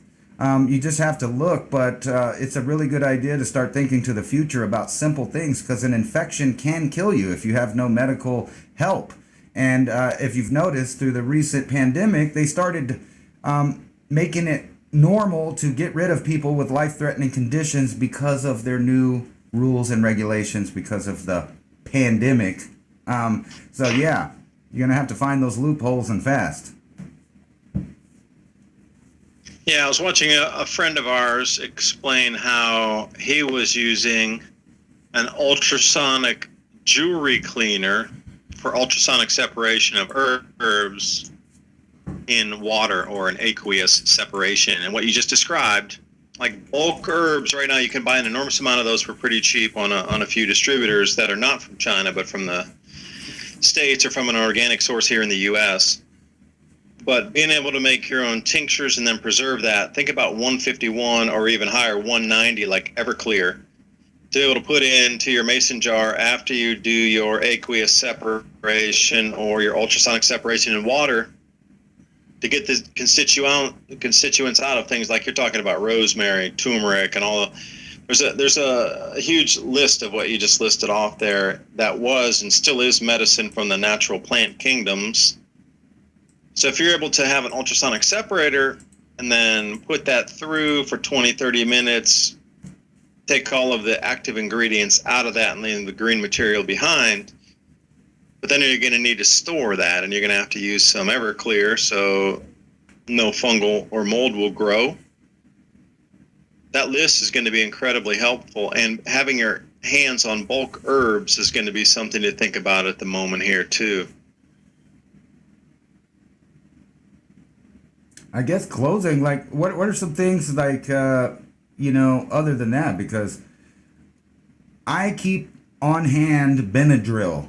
I'm not really into pharmaceuticals. However, if you've ever been out in the South, and you had to do something in the woods, you'll realize that the need for antihistamines is a big deal. So if you live anywhere where you have bugs, you can get some really bad infections from bugs, and not to mention the problems that you have from the allergic reactions. And if you get multiple bug bites, that can kill you itself just from the allergic reaction, not even the secondary infection. So having antihistamines around is pretty important in my opinion. You have no idea. Like clear and brush, you got the poison ivy out there, you got multiple biting insects from the mosquitoes to the chiggers. What else is out there? You got the spiders, the mites, sometimes there's fleas, you got the ticks, all that stuff. And then, I use DEET on my clothes, not on my body. I'll spray my clothes and then put them on later. I know there's some breakthrough when there's a lot of sweating and stuff. You get some uptake probably. But to keep those pests off of you while you're walking through the forest, when there's a lot of, I could see why there had to be a lot of understanding of natural herb ecology to get through to live in some of these places. Imagine no mosquito nets in the 1600s. How would have you survived? Thank you, Ransom. Ransom got on 420 TV Freedom Films. Fine, Adapt 2030. Back to the next week. Thank you for listening to Revolution. And that concludes Mini Ice Age Conversations with your host, David Dubine. And thanks, as always, for inviting me to take part of your radio program on freedomslips.com every Thursday at 10 o'clock Eastern Standard Time or 8 o'clock Mountain High Time. But anyway, that's all I got for 420 TV. Thanks for watching. I saw the Lockhart Perspective in there. You guys should sub to that. A friend of a friend's channel. I discovered it. And that's all I got. So the time is 4:20. The weather is partly cloudy. At least I hope it is for you. It is going to be for me in a minute.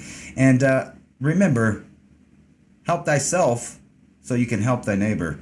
And things can be positive if you manifest them that way. Manifest them. Tongue-tied. Anyway, that's all I got for 420 TV. Peace out, and then we'll see you next time.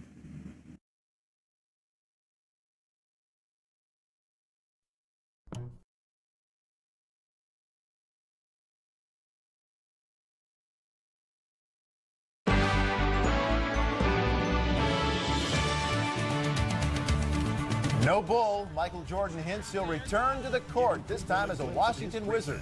Extensive coverage in this hour. There is something in the air.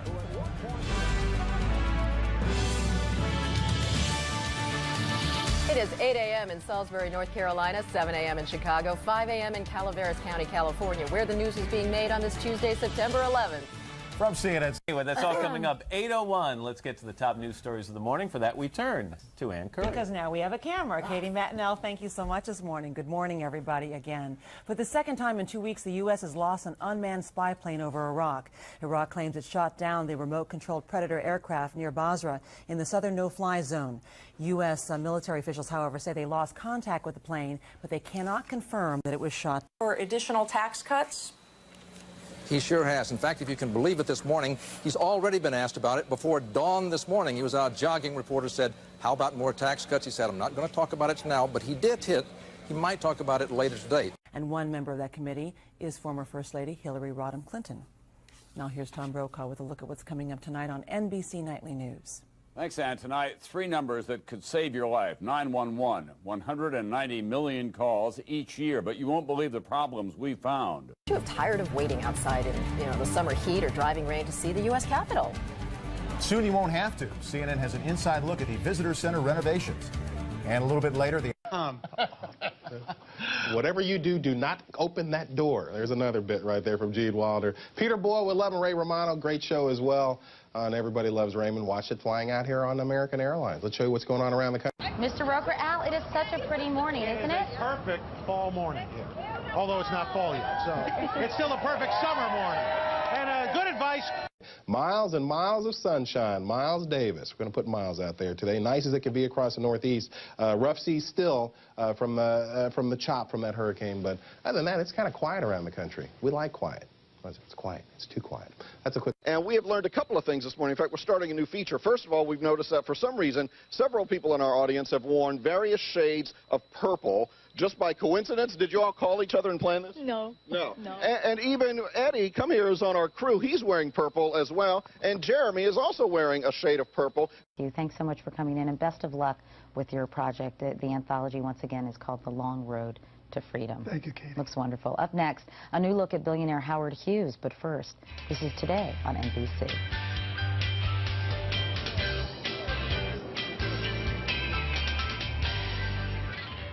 You after all that cheese, and we know you like Chipotle. Right, and then you can put turkey and onions. I'm going to tell you something when we come back. Zane. Okay. All right, hang on. We're going to Alrighty. take a break right here. 47 past the hour. Back after this.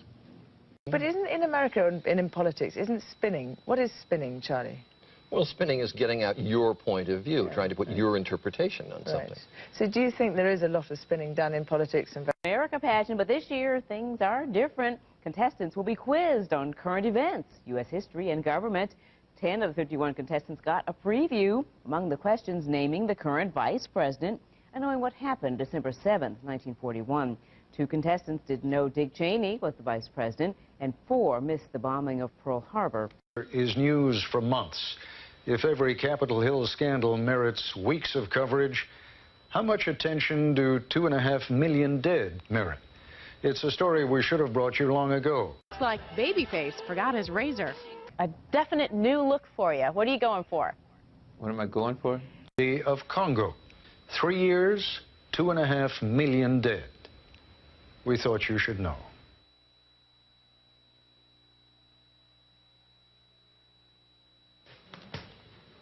We want to tell you what we know as we know it, but we just got a report.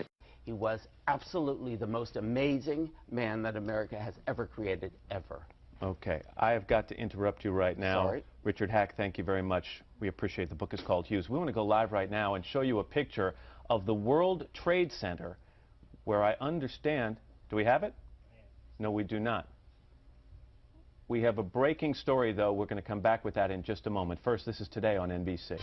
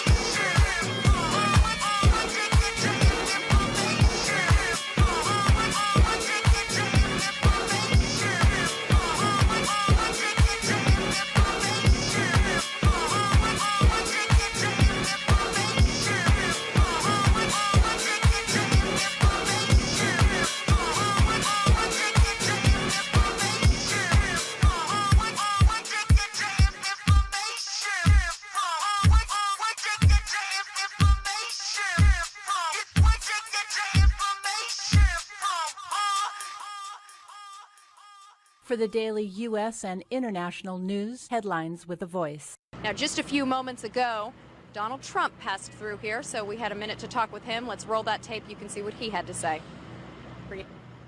Well, I've never seen anything like it. I've seen two huge 110-story buildings that are reduced to rubble, thousands and thousands of lives. I just got to see something that I've never seen before. I have hundreds of men inside working right now, and we're bringing down another 125 in a little while, and they've never done work like this before. And they're hard-working people, but they've never seen anything like it, and they've never done work like this before. It's terrible. Tell me what it's like at Ground Zero. Tell me about the workers that you saw and what they're doing there.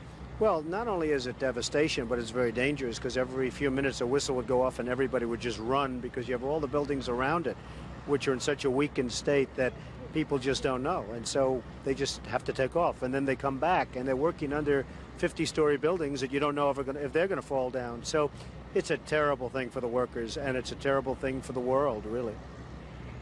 How have you spoken to any of your men? Do you know how they're reacting to this? Because emotionally, this must be so incredibly difficult. Well, there are a lot of them, but they've never seen bodies like this. I mean, the bodies all over. The great thing is when they find somebody that's alive, like the 5 firemen that they just found a little while ago. So that's the great thing, and that's what they're all striving for. But generally speaking, that's not the case. That's not the case. So they are working very, very hard, but it's a very depressing situation for these folks. As you walked around and as you saw the piles of rubble, there are thousands of families out there who are hoping that someone might be in a pocket somewhere, still alive, still breathing, waiting to be dug up. As you assessed that damage, from your perspective, do you believe that's possible? Well, I would certainly not want to be the one to say it's not possible. Certainly it's a tough situation, but you can't give up hope because there's always hope. I mean, the 5 men, I'm sure their families thought that they probably were gone, and now they walk in the door. A couple of them walked away after they were dug out. So there probably are some more people in there, and therefore you can't give up hope. You've had an impact on the skyline of New York. What is it like as you see it now? It's like a whole different skyline. It's like a whole different city and world. I cannot believe the sight of Lower Manhattan without the World Trade Center, and therefore we have to rebuild, not necessarily in that form, but we have to rebuild at least as good and maybe better. Just finally, can you tell me emotionally as you walked around, we've heard some of the stories from the firemen. They're so exhausted and mentally and physically. What was it like for you personally to go in and see all of what you saw? Well, it was amazing to see it. It was a very depressing scene, but I'll tell you what, you really can take heart. These firemen and policemen and the construction workers equally, the courage they have is unbelievable. I mean, they're working, digging out and lifting up steel, and above them you have 55-story buildings that are very possibly going to be pouring down on them any minute, and they're working like nothing's wrong. I mean, they're amazing. A stunning and cowardly strike on the United States. Terrorists and mighty skyscrapers crumbling to the ground. Many innocent people are dead. The president vows the killers will pay for this attack on America.